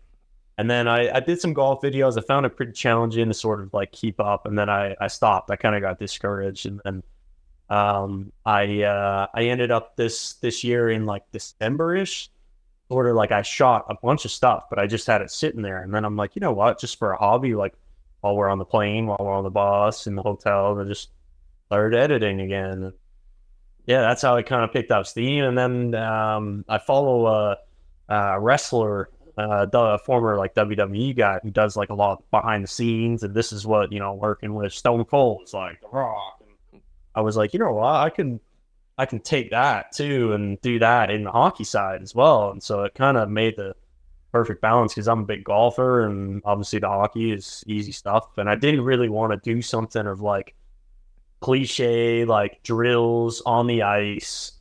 So yeah, I was like, you know what, let me try and pull the curtain back a little bit on what it's really like behind the scenes, and especially everyone in Canada, it's with hockey, like people are sort of like dying for an inside look, you know. So yeah, I got some cool episodes coming out. Obviously everyone sort of lashed on to the first one of like sort of rating different teammates I played with or behind the scenes stories of them, and then it was like, now do another one of those, or you know, rate this guy, rate that guy. And I'm like, well, I haven't even played with, you know, Cale Makar, and I don't even know him, you know. So I'm like, how do you want me to rate like my experience with it? Because everything is based off of my experience with these individuals, right? So, but yeah, I got a lot of cool stuff coming here every Friday.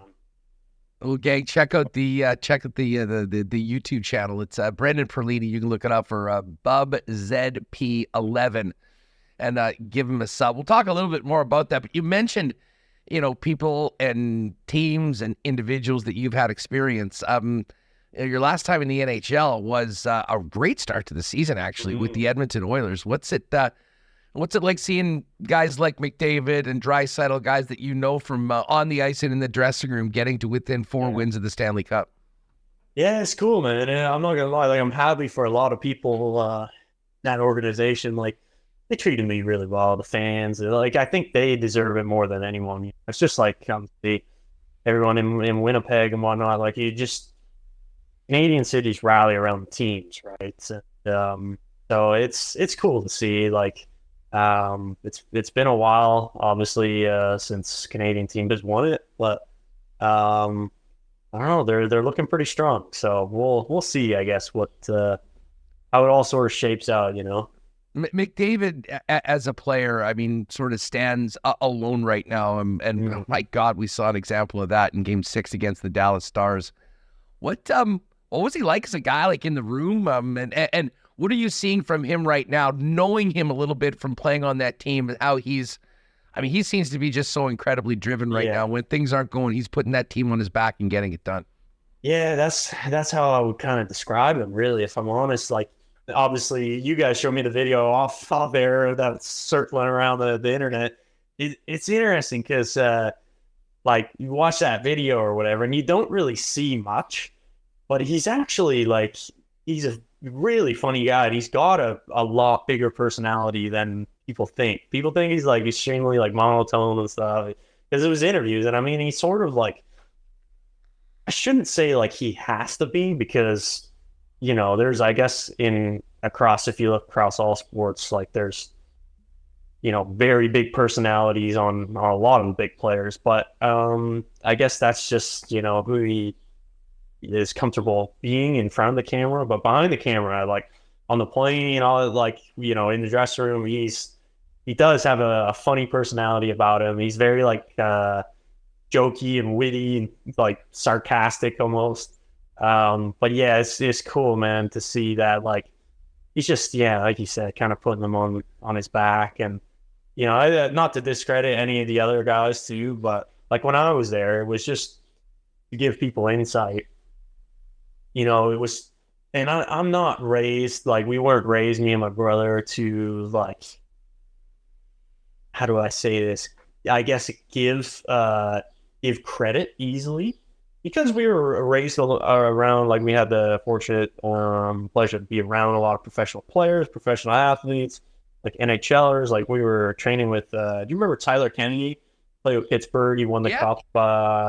We were training with TK when I was 12 years old. So, and he won the cup around then and stuff. So, we were around like Stanley Cup champion when we were so young. And so we kind of seen a lot of it, right? And we weren't really raised to like be like, oh my God, like because we had seen a lot of stuff.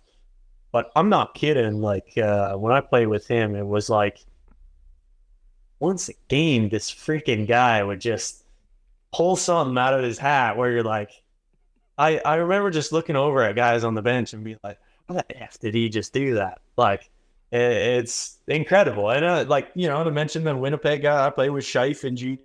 I played with Kyle Palmer growing up. I played with Dylan Larkin growing up. Zach Werenski in the NHL. Played with Patrick Kane, Taves. And it was just like training with Matthews in the summer. Completely different level, man. It's like he was like, it just shocked me. It shocked me so much. It was really cool. I mean, listen, you mentioned that video, and we've had a laugh about it. And this, of course, the infamous one of McDavid going to grab a bunch of beers and White Claws after the game, still wearing his suit and getting somewhat mobbed by some very amorous fans. I mean, put it this way. Is there not somebody with the Oilers that's supposed to be getting the beer for the captain, knowing that this is going to happen the second this guy steps out in public? God, you know what? You would think so, or at least any of the other guys on the team. I don't know. Maybe he was just feeling it. He's like, screw it. I feel like going out and doing it myself. But there used to be a guy. I'm surprised, like, because in Chicago, there was a guy with Patrick Kane like all the time. Like he never when we went out like anywhere, like as a team, or we did like team dinners or meals on the road or anything. There was only a guy like with Pat. So like our security guy, and he stuck by his side all the time. Now, I don't know if that's because, Pat had got into some stuff with the cab driver and other stuff. And, I'm sure they kind of were like, okay, we need someone with it at all times. And he had given up drinking all at that point too. But yeah, I don't know. I'm surprised. Like I definitely didn't see that when I was there in Edmonton, of like having a security guy with McDavid at all times, which you would think you would probably need, right? Especially around here. But, maybe at least get, I don't know, McLeod or somebody to go and Darrin, you're going in to get the beer. Yeah, one of the rookies or something are usually, that's their job. Well, I mean, you've been in Edmonton and played there. Just thoughts on playing in a Canadian city, and maybe if you can't. I mean, Chicago is a great sports town, a great hockey town, but it's a massive, massive city where there's so much going on. How would you compare, like, being an Oiler as opposed to the day-to-day to being a Chicago Blackhawk, for instance? Yeah, it's, you know what, it's totally different. And I'm so grateful I got the experience to play in Canada. It's just, like, I guess the easiest way to sort of describe it, like a Chicago, right? They're such a big sports town in general, but they didn't really know, like, aside from, you got your Kane, Taves, like, you got your core 4 or 5 guys that they knew. Aside from that, like, the people, if you went into a store or something, they kind of just knew you as a Blackhawks guy, which is very cool too, because you get a lot of perks across the town, but also you kind of fly under the radar, which is nice. You can go different places and you're not, bugged or anything like that. Whereas in a Canadian city, it's like they know your name, they know your brother, your dad, which is really cool. Also, it's like I guess the easiest way to sort of describe it is like, you're like almost a full-blown kind of celebrity in a way. And I always, like, I've told this story as well, like across different, platforms and whatnot and podcasts. But when we did the preseason in Edmonton, I swear to God, it was like, I think the first game we played against Calgary. And I had been, training camps, whatever, 2-3 weeks long. I had been going about the city on those little Lime scooters. They had them all over the city. Now, the hotel we stayed at is right across from the arena. So I would walk over to the arena, but if you want to go anywhere else, I would take the little Lime scooters around the city. And so, over the course of the couple of weeks, I was like buzzing around on these scooters and stuff. Nobody knew who the hell I was or anything like that. And at the time, it's still kind of tail end of COVID, right? That was 21, 22 season. So I had like kind of like a balaclava like mask covering my eyes, and I'd wear the hat like this. So really, I only had my eyes shown.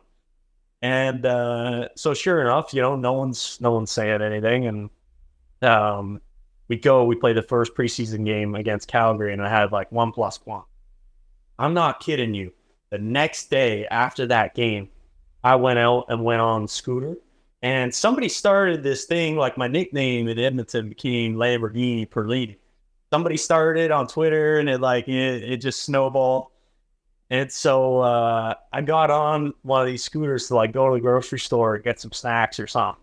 Just a couple miles down the road, and I pull up to like the stoplight. Somebody comes through the stoplight, yells, "Yo, Lamborghini Perlini!" And I swear to God, I had like, you could only see from here. Like it was like almost like I had, just my eyes shown. And that just like shows and it happened actually a couple times, like while I was on the scooters and stuff, and just overnight, like boom, they knew who the heck you were. They could spot you on the street, and like that's so cool to me. And I'll like always kind of remember that time. I loved it there. Canadians, like, Canadian I hockey just want to say this real quick is like, you come in off the road, like Winnipeg kind of, has this like thing for being like notoriously like, worst NHL city on the road or whatever. Like it's always at the bottom of like players like rating, stuff like that. And so Winnipeg, Edmonton, they all kind of have this like feel. But when you see it from the start with no snow, and you see it with sunlight, it's actually a nice progression like into the winter. And I enjoyed the winter time a lot more. Starting it from kind of the end of summer, you know what I mean? Instead of coming in off the road during the wintertime, you see a snowbanks 10 foot high, it's 4 p.m., it's already dark. So guys kind of don't see it at its true form, right? I mean, Winnipeg, like a lot of these cities do, they get sort of a bad rap.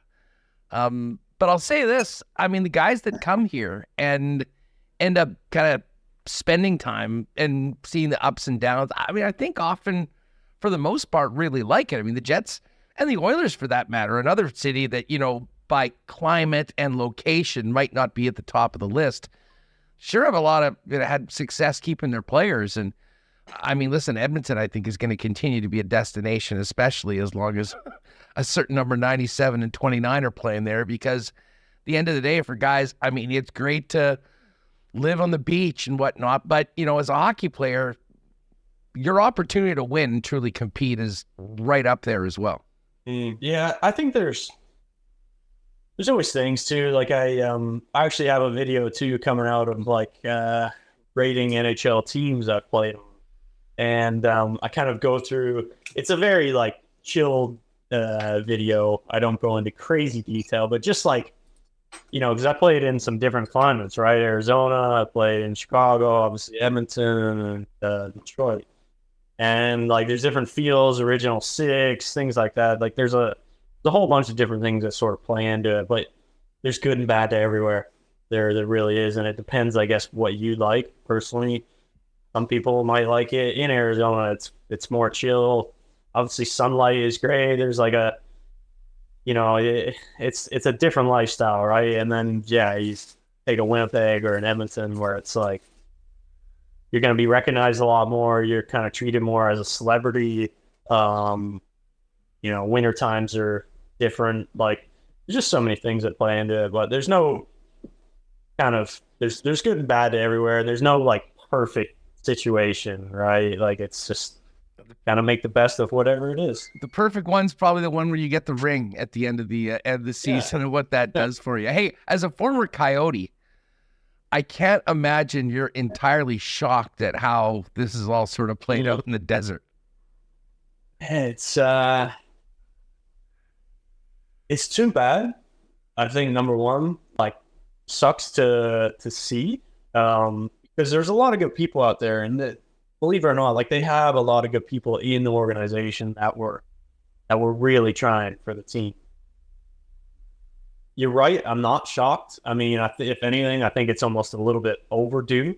And I listened to the owner. I actually give credit to this owner because I listened to an interview where he said something like he had a meeting with Gary Bettman. Gary kind of asked him straight up, like, you know, can you look the players in the eye and, you know, say that this is like a true NHL experience with that other arena that they were at the college one, right? And the owner said, I didn't really understand it, but when he said it to me like that, of like, hey, the players, like the average NHL player is 4.5, 5 years. So if you're soaking up 3-4 of those years at a college arena, are you truly giving them the best NHL experience they can have? You know, them, their families, and he said, like, I didn't understand it. I didn't think of it from that point of view. So I actually give a lot of credit to him for like letting go. And because a lot of times that's ego playing in, right? I think he was almost like, I'm just speculating here, but I think maybe sometimes they think like, oh, they're bluffing. Like the NHL is never going to move the team, or, you know, and maybe he was like trying to call it bluff. But yeah, it's too bad. Like I'm really close with Shane Doan. I played with Doner my first year. We played online together, and you know, was trying to talk with him a lot. Like, you know, during when he was with the Coyote, I think he was in like a senior vice president role or something like that.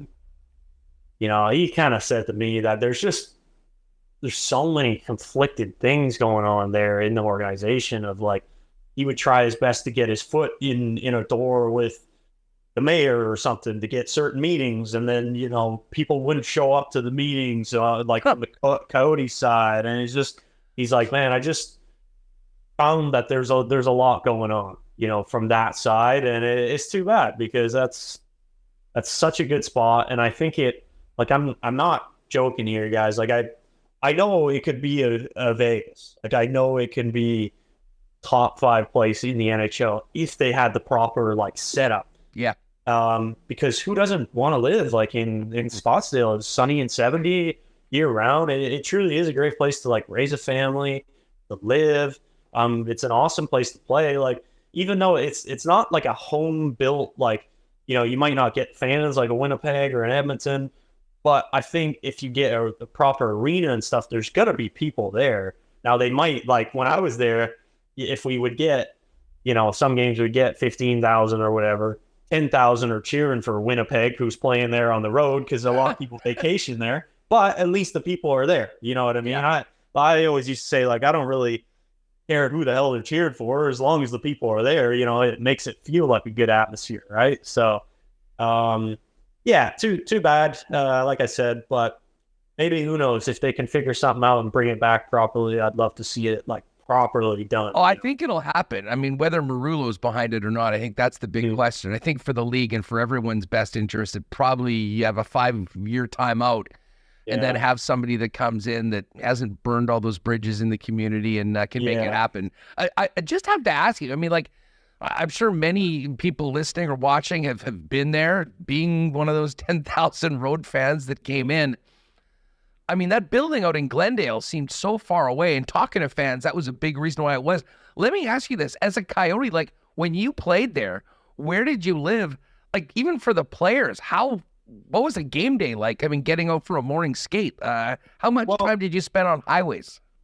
Yeah, I mean, actually, it was a good setup my first year. And then, like, under Dave Tibbett, because Tip had us always practice at... it's called the Ice Den Scottsdale. Like, we all lived in Scottsdale area. So this rink was like 10 minutes max. Like for me, it was probably, I think it was 5 minutes, like door to door to this little practice rink. So we'd always do everything out of there. And when Tocchet came in, he's like, no, the players need better recovery. They need this, they need that. We got to go to the big one. So we did everything out of the big one. And the big one is like on a ride, no traffic, 35 minutes.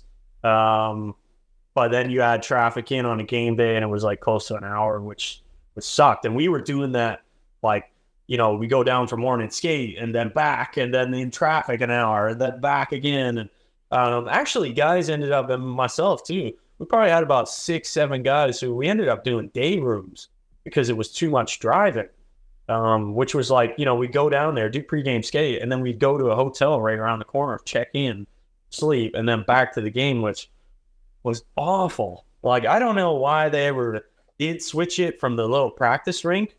You know, I guess, like I said, that's what I heard was like, it was just, you know, we need better recovery, we need this. But you know what, like for 10-15 minute skate in the morning, it was like, why don't we just do it right here, you know? So it wasn't really a bad setup, like, because like you do that and you'd be home really quick. But then when they started doing the other one, it was terrible. So I didn't mind that arena out there. I mean, it always, like, you know, like we say, it was out there where nobody really lived out that way, of like even fan wise too, because it was like all the population or majority is in that Scottsdale area. Like that's kind of the mecca of, you know, Phoenix, Scottsdale. So if they could get anything back towards there, like I think that the average of fans would just shoot up so much more, you know? Well, that's the plan. I mean, get it closer to, I mean, so people don't have to drive an hour and a half in crazy traffic to get to a game. Yeah. Might have more people at the game. Brendan Perlini is with us on Winnipeg Sports Talk. Brendan, you mentioned a couple Winnipeg Jets that you played with younger on. Yeah. Tell us about, you played with Kyle Connor as a very young player. What was that like? And what have you seen of him and what he's turned into in the NHL? Yeah, I played with KC for Bantam and Midget, like when we were 14 and then 15. Like not shocked, you know, the player he's turned into was good back then and whatnot. Like our line, actually, like I played on a line with Kyle, so it was me, Kyle, and Dylan Larkin. That was our line, which was not so bad. Fun. Yeah, it was so much fun. Look at like our whole team there. We had Zach Marinsky, who obviously, you know, a really good teammate, and Alex Nedeljkovic was our goalie. Like we had so many guys who went on from that team and did really cool things in the hockey world. So, but yeah, it's funny to see. You know, like it's interesting too. Like things always sort of play out different, and I'm glad that he's been given like a good run with the team. And let me just explain that really quick. Of like sometimes, you know, like I guess just to bring it back to the Arizona thing a little bit is like there was a lot of moving pieces. You know, if you look at like the way my career has gone of myself. Max Bauming, Anthony Duclair, Connor Murphy, even like Ekman Larson, but Dylan Strome. Like, it's hard to build something somewhere if not given like a long, you know, term possibility. And that's what I'm sort of saying with Kyle. It's great to see like he's stable with Winnipeg. Boom, they gave him the chance. You know, he's signed long deals, signed long contracts, get pushed. Whereas like the Arizona thing is like a lot of moving stuff going on. Guys coming, going every single year, and young guys all over the place. So, yeah, it's been really cool. And then obviously, just to mention, like played with Scheif too in junior. That was your first year in junior, and I guess he would have been the big dog with the Colts. I mean, he'd been drafted in 11, so that's the 12-13 season. Many people thought that he might stick in the NHL that year. Yeah, and then myself included, actually, he sort of like screwed me a little bit coming back because I thought I was going to get a lot more ice time and stuff than I did. But, yeah, good guy. Like, one thing I always kind of remember with him, especially like me being the young guy first year away from home, like, he was just really, really good. Like, as far as like, treated you good. He wasn't like an older guy who treated you like shit or anything like that. You know, like he treated you like proper, and yeah, just always kind of like I think we texted back and forth a little bit, and maybe over the last few years. Like nothing crazy. The odd message on Instagram or something. I think the last time I talked to him, he had played. It's some sort of golf tournament. They had like a Canadian PGA tournament. Yeah, Manitoba Open here, and he was. He did that because obviously, like I said, I'm a big golfer, and I seen, I don't know, 42 over or something like that. And I was like, what the heck happened? But it's just a very genuine guy, and he's funny because actually, him and Donor are so far the only two guys I've met that they don't swear. So I always used to find it funny on the ice. He'd say like, "What the frig?" or like, "What the frick?" And Donor would say like, "Fudge sakes!" like, "What the fudge?" Like, those are the only two guys shy from Donor I've met so far who's like very clean and don't swear. It's kind of funny that you mentioned that because obviously in the crazy hockey history of Winnipeg, Shane Doan was the first round pick that played that final year in Winnipeg. Yeah. And then went to Phoenix. And what's even more bizarre is, of course, his son gets in to the Coyotes lineup in these final weeks and days of the franchise before moving to Ottawa or to Utah, excuse me. I mean, there really is some, but it's funny you bring that up because in some ways, personalities wise, there's been some comparisons of Mark with Shane Doan. Guys that have been their entire careers with one team. Mark's obviously signed the 8-year extension. He's going to be here likely until he hangs him up. And obviously the incredible run. I mean, Doan was absolutely Mr. Coyote. And you pointed out those are the two guys that don't swear. I don't think that's not a long list when it comes to NHLers, is it? No, that's I got to take some serious discipline too. I've tried it in bouts actually, and it's kind of funny because I did one video and I don't actually I haven't swore I think on YouTube yet, and I didn't know like how it works with monetization and all that sort of stuff. And my grandma actually, I talked to her on the phone recently. She's like, "You got to stop your swearing. You got to stop." And I'm like, I thought I was like, what am I even saying? So I give those guys a lot of credit. Like it's hard, but I used to laugh playing with Donor, and he would come off and especially be like, they'd be trying to give the ref give him some shit and stuff about a bad call or something. You're not even watching the fudging game, and I can't help but how do you keep a straight face? Yeah. Even the ref. Yeah. Just I think, God, I swear to God, maybe it was Biz or I don't know. I forget. It was Keith Yandel or one of those guys who told me they only ever heard him. He got hot once, really lost his mind in the playoffs or something one year on the refs. And that's the only time they ever heard him say the F word or something. So give him a lot of credit. That's hard to do. Brendan Perlini's with us. You mentioned, we talked about your time with Edmonton. So those guys there in the Cup final. You played with Aaron Ekblad on that Barrie team as well. So, any thoughts on this final? And, as a player that, spends all year playing the game, do you watch a lot of the playoff games? You kind of pay attention to it, or you locked in? I'm sure Scheifele is watching every second of the game. He's sort of that hockey nerd. Where does it work out for you right now? Because the hockey is great, but at some point, it's kind of like when you're working all day, you don't want to keep doing things that are associated with work. Totally, yeah. And it's our out is kind of like golf. We watch a lot of golf. That's our out away from hockey. And then you sort of hear golfers, right?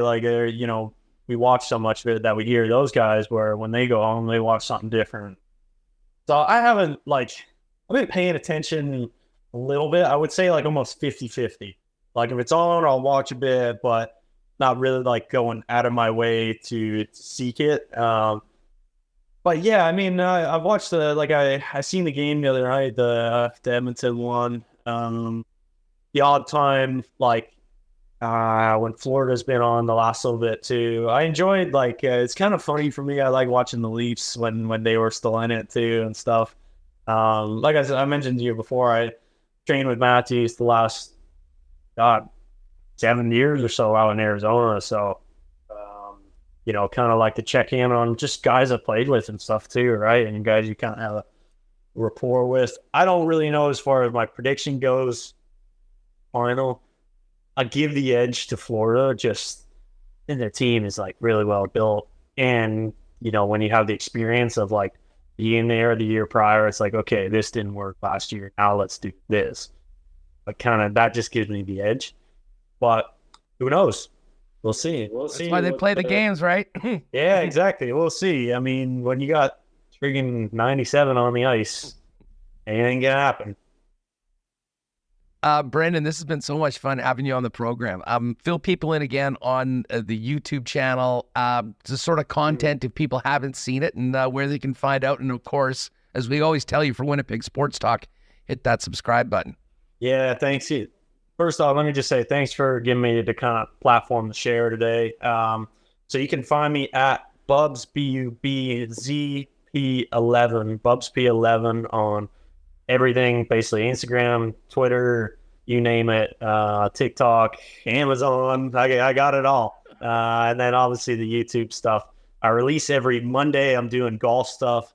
Every Friday is more story time, let's call it, as far as NHL stuff. We'll have, if anyone's a soccer fan out there, I'll have some soccer stories of, meeting different guys and stuff like that. My video this week is about the NHL Combine because that's kind of going on. And I'll have videos going all week, every summer. So, that's where to find me. And, drop a like and subscribe and all the above. And, send me a message too in the comments on anything you want to. I'm open to kind of filming anything in the hockey world. I will say, though, people keep asking me, do another one of, rate this guy, rate that guy in the NHL. It's only guys I've played with, okay? So I'm trying to do everything from kind of my perspective and a sort of positive outlook. It's very easy. There's a lot of negativity out there, so it's very easy to go down a path of I didn't like this and I didn't like that. I'm trying to pull the curtain back for you guys of what really kind of goes on, but tell you a lot of the good things that go on, right? Yeah, listen, there's a lot of views out there if you just want to drag dudes for the entire time, but I'm not sure there's a lot of staying power and all that. And my personality and my I want to promote a lot of just good energy out there to the world and to people who watch, and that's what I'm all about. So. Well, hey, dude, this was a lot of fun. Really enjoying the content that you're cranking out, and hopefully we can do this again sometime. I'm sure we're just scratching the surface of what we're doing. But anyways, all the best. Enjoy the final, and we'll look forward to more coming out on the YouTube channel. Again, just search Brendan Perlini, hit that subscribe button, and Mondays and Fridays, check out the content you've got coming on. Thanks so much for doing this. Have a great one. Yeah, thank you, guys. I appreciate it again for having me. If you ever need a guest, let me know. More than welcome. We'll do it again soon. We're not just for the showboats or the champions. We're here for the good ones. The ones who work hard and show up for others not to get recognized, but because it's the right thing to do. We'd like to think that our good intentions show up in our beer. We keep working to perfect it, not because we want fame or fanfare, but because you deserve it. 1919, the good you deserve.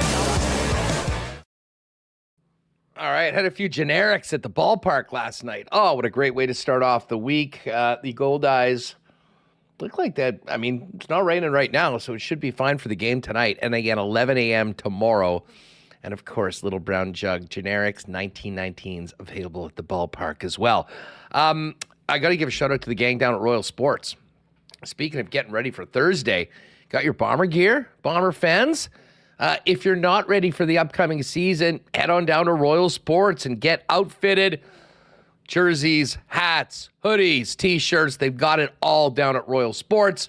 Not to mention a massive Jets section, NFL, Major League Baseball, tons of Blue Jays stuff. I think the City Connects are coming in real soon. The jerseys, I think, already there. Hats, I believe, next week if you're looking for one of those. Of course, when it comes to licensed merch, no one has more and does it better than Royal Sports. And while you're there, check out soccer, softball, baseball, tennis, running, the biggest hockey section in town, and a ton of bikes coming in by the day as we get into summer. It's all at Royal Sports, 750 Pembina. Follow them on Instagram at Royal Sports Winnipeg for the latest merchandise drops and sale information. And listen, we do have to wait a couple more days for the NBA Finals, for Bomber season to get going, and Saturday for the Cup Final. Tonight, though, if you're dropping by Boston Pizza, you can still take advantage of that amazing playoff menu with the wing flights, the Sicilian square footer pizza, the jalapeno popper dip, and watch a big Blue Jays game. Jays lost last night with Gosman on the hill 7-2 to the Orioles to begin the 4-game spot. And hey, whether it's for the NHL, watching the Bombers, baseball throughout the summer, BP is always the spot to gather with friends. And if you are staying at home, you can still get the great taste of Boston Pizza delivered hot and fast to your door by ordering online at bostonpizza.com. All right, we got to get to the Coolbet lines for tonight. And Reem, it's a little light. It's a little light, although, as I figured out in the lock shop, what do you think about this? NHL Stanley Cup Final opened Panthers minus 125 favorites, Oilers plus 105. Yesterday, it was Panthers minus 132 and Oilers plus 110. The money keeps on coming in on the Panthers. Panthers now minus 143 and the Oilers plus 119. Listen, I think this is a really tough one to call. But if you do like Edmonton, patience has paid off. You're getting a much better number than when the series dropped earlier this week. Yeah, I'm surprised. I think some of the projection systems have this as pretty even. So that's a big favorite, or not like huge favorite. That's definitely a significant favorite there for Florida. So I'm surprised. Going to be really tight. I think Florida like in 7. I don't know if I don't know if that's an official prediction, but really tight. You might as well just take the plus money there. But I think that's Val. Yeah. Oh, I think so too. I think so too. I think this is far closer to maybe even money for the Oilers, minus 120 on the Panthers sort of thing. So, but I think a lot of people riding with the Panthers, like, listen, you can't take away what they've done, who they've beaten, how they've gotten there, but also the fact that they were there last year. We often see teams fall short and then get back and get over the hump. Our focus, though, hey, is Thursday, and that is CFL Week 1, Game 1, right here in the Peg at Princess Auto Stadium. Bombers and Alouettes. And a great promo for CFL bettors all season long. Every single week, for those of you that bet at Coolbet and play CFL, you'll have one wager a week where you get a 20% multiplier. And listen, if you go to futures right now, all sorts of futures, Bombers right now are plus 215 to win the Grey Cup. Alouettes and BC next up at plus 450. The Bomber win total is 13, which is a really high number. I'm kind of thinking they come in around 12-6, so it would be the under. But for any of those wagers, if you're playing it before you use up your 20% multiplier, you can use it on a future this week. So say you just want to bet the Bombers to win the Grey Cup, and you've got them at plus 215, and you would say you wanted to put $100 on that. It would normally pay $315 on that. You add the 20% multiplier, and all of a sudden that $315 turns into $358. Again, you only get to use it once per week, but open for futures right now. And again, we've got win totals, we've got rushing props, passing props, receiving props as well, and regular season wins. I think my favorite bet of the win totals is the Elks over 6.5. Now, I think because of how much action that has got in Edmonton, that number went from minus 110 to minus 133. But again, if you add in the 20% multiplier, it basically brings it back to minus 110. So that's all there. It's going to be happening throughout. And cool bettors, obviously, if you haven't played there before, use the promo code WST when you make your first deposit. We'll hook you up with a 100% bonus up to $200 on that first deposit. And Hoping to have Patty Gregoire from Coolbet on maybe Thursday before kickoff. And we'll lay out the details for our Coolbet Winnipeg Sports Talk contest for Bomber fans, where we're going to be giving away a trip for two to the Labor Day Classic on the crew bus that I will be hosting. All you're going to need to do is screenshot any CFL bet each week. We'll pick a qualifier. We'll do that for June. We'll do it for July. And then in early August, maybe we'll actually marble race it off. That's actually probably a great idea. We'll take qualifiers through those first couple months. We'll set a date in early August. We will drop the marbles. All the qualifiers will get one, and whoever wins, hotel, transport on the most fun bus heading out west, tickets for the game, and a whole bunch of other great swag along it. By the way, if you want more information just on that trip, there's a few spots left, I believe. I saw Pat Rathwell in chat. You can go to the 1930 Crew on Instagram, Twitter, Facebook, and get more information and jump on that if you do want to be a part of it. But again, there will be a chance to win your way on through Coolbet and Winnipeg Sports Talk. Tonight in the majors, Jays are plus 130 dogs at home to the Baltimore Orioles. I think it's Looney Dog night. Haven't had a great record on Looney Dog, but the dogs have been great. My favorite play, and I'm going to put this out for our Coolbet play of the day on the Coolbet socials at Coolbet Canada. Cleveland hosting Kansas City, and I'm a sucker for the Royals in Kansas City, but Seth Lugo's on the hill. He's 9-1 with a 1.72 ERA. No idea how the Royals are getting plus money on this one. I like KC.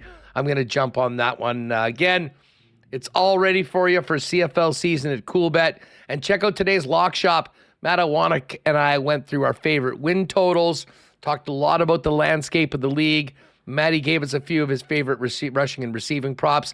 And we did confirm we're going to be doing a little handicapping contest between WST and EST. Myself, Remis, Iwanek, Nielsen, maybe a couple other guys over there.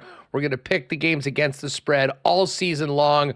We'll count them all up and see who the king is of CFL betting between Winnipeg Sports Talk and Edmonton Sports Talk. All right, hey Reem, before we get to the racetrack, we got to give a big shout out to our guy Rick Delane. And we had Aaron Cockrell on a couple weeks ago. Nice little WST bump, top 20 on the DP World Tour.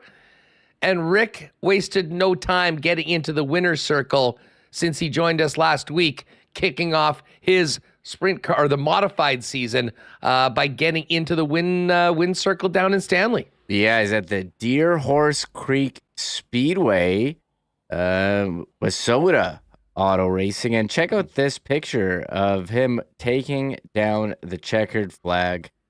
Looking so great, Huss, in the WST car. Absolutely incredible. Comes on the show and wins the first race. So follow Rick. Delane Racing's on Instagram, Facebook, X, posting updates. But look at this picture. I should take that picture and post it on our IG. We got to congratulate him and say, hey, let's roll. One down, many more W's and checkered flags to go. Yeah, I mean, just that logo on the hood of the car. It's such a beautiful car. It's awesome every time I see it. So thank you, Rick, for putting it on there and going out and winning races. That is Looks so like he banged cool. up the side pretty good over the course of the race. He'll work in the garage for this one, but still got first off. And yes, the Reaper. Lots of love for Rick Delane and the WST car in the YouTube chat. All right, Remo, we're back at the track tonight. Tuesday night racing down at Assiniboia Downs. Getting my picks up here. By the way, for a quick update, I've had a nice start to the season. I am actually ahead for the year. And I have I would say not a huge lead, but a comfortable lead right now on Michael Remis as we get into the full week of Monday, Tuesday, Wednesday regular schedule for the rest of the summer. No, sorry, Branch, correct. I think it was actually in Morden. Might have Googled it wrong. Either way, big win for Rick. Oh, you're talking about Rick. I'm back to Rick. I'm ahead. I'm trying to ignore it. You talk about our horse picks. That's exactly what I'm talking about. And I'm like, let's change the topic. It's not going well for me. You keep winning, and I'm my big minus. So I'm trying. I had a nice one last night. Race 4, my exacta box of 3 and 8. Morrow Outlaw and Victory Line came through, and it was actually a better number. Victory Line was the big favorite, but Morrow Outlaw actually won the race, which turned that $1 exacta or $2 exacta into about a 32 win. So I was up 12 last night. We're going to try and keep it rolling into tonight. And I'm starting right out of the gate. I wasn't going to bet race 1, but then I did. I'm putting $3 on number 2, Inano Caro, to win. You got anything on race 1? No, I do not. Race 2, I'm in on. All right. I'm on race 2 as well, and I'm putting $5 on number 5. I believe this is the favorite. Will is Chill to win. Okay, I'm going with the long shot here, 15-1. The one for me in the past, Really Slow horse. Really Slow is back. Really Slow is back. $2. I don't know. We talk about Joe Pavelski retiring. I don't know. Maybe Really Slow is getting up there in the Joe Pavelski of horses, but 15-1. I'll put $2 on Really Slow. All right, let's see here. Going through, I am not on. Oh no, I am on race number 3. I have a 1-4 exacta in race number 3. Poderoso Ecuse, and maybe my number 1 horse from the last couple of years, Club Champ. Yeah, I'm big. I think of Breezy Bend when I think of Club Champ, and I think of Winning, and Antonio Whitehall's on it. So I got the exactor box on that one for 4. Yes, I'm going with the trifecta. I got Club Champ, Poderoso, Acuse, and Stylish Gent. I like it. All right, I don't have race 4 or 5. So if you have race 4 or 5, let us know. I do. I have race 4 and 5. Race 4, exacta box. 6 and 7, Not Afraid, and Yola. Okay, I like it. I'm going with that. It's $3 exact. These are $6 bets, $3 exacta boxes. And race 5, I am on 7 and 8 as it loads.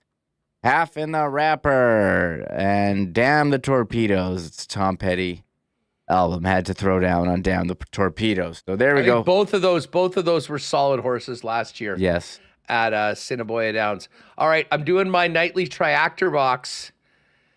In race number 6, the heavy favorite, Keep Calm, Cruise On. One word. There's no spaces. On the docket. No spaces. No space. Keep Calm, Cruise On. Yeah. Along with McEwen, number 5, and number 9, Golden Diversion. So a 2-5-9. Oh, which listen, I'm basically AI right now. That's the AI smart picks, not the program selections, but I'm in line with AI. So that's the triactor. You got anything on 6? No, I'm done. I did 3 $6 bets and the $2 to win. So I'm out here. Okay. I had $2 left for race 7, and I put 2 on number 2, Ride 'em. A few of my buddies actually bought this horse last year, and we followed Ride 'em quite closely. Had a few nice runs, so we'll see if Ride 'em can come out of the gates with a W in race number 7 tonight to start it off. Not one of the program selections or the AI picks, but we'll try and outsmart them tonight with Ride 'em in race number 7. Don't forget HPIBet.com if you want to bet remotely on the track and tracks around the world, and you can always watch Assiniboia Downs each and every night with Kirk and Stretch on the ASD YouTube channel. Says someone else got it back. A bunch of fellas, Chow Dog and a bunch of the guys. They were Hardball. They were in. Well, I'm not sure whether they called it the Hardball Stables, but that's who has Ride 'em now. I haven't stayed on top of it throughout the off season, so I'll have to get an update. But either way, I'm riding with Ride 'em tonight. All right, great show today. Really fun convo with Brendan Perlini. Appreciate Mike McIntyre is always coming by, and some great Bomber stuff with DB. But the Bomber chat is not over yet. everyone with us on YouTube, let's get ready to raid. We're going to join Ed Tate at bluebombers.com. They are the Blue Bombers YouTube channel. They've got a show on right now. So let's go in and drop some WSTs in the chat and let everybody know that we are ready for the home opener on Thursday. We got 2 more days to go. We'll be all over it tomorrow. We're going to have Marshall Ferguson, Dave Naylor on, talk more about the landscape of the league heading into the weekend. Ken Wiebe tomorrow as well with the latest on the Jets assistant coach search. And I'll get Ken's thoughts on the final as well before he heads out to the Grey Owls. So stick and stay, folks. Let's go say hi to Eddie and let him know the WST raid is here. Thanks to all of our sponsors. Thanks to everyone listening on the podcast and everyone hanging around on YouTube today. We'll see you tomorrow at 1. Let's go say hi to Ed. Oh my God! Oh! Shut it down! Let's go home! Thanks for tuning in to Winnipeg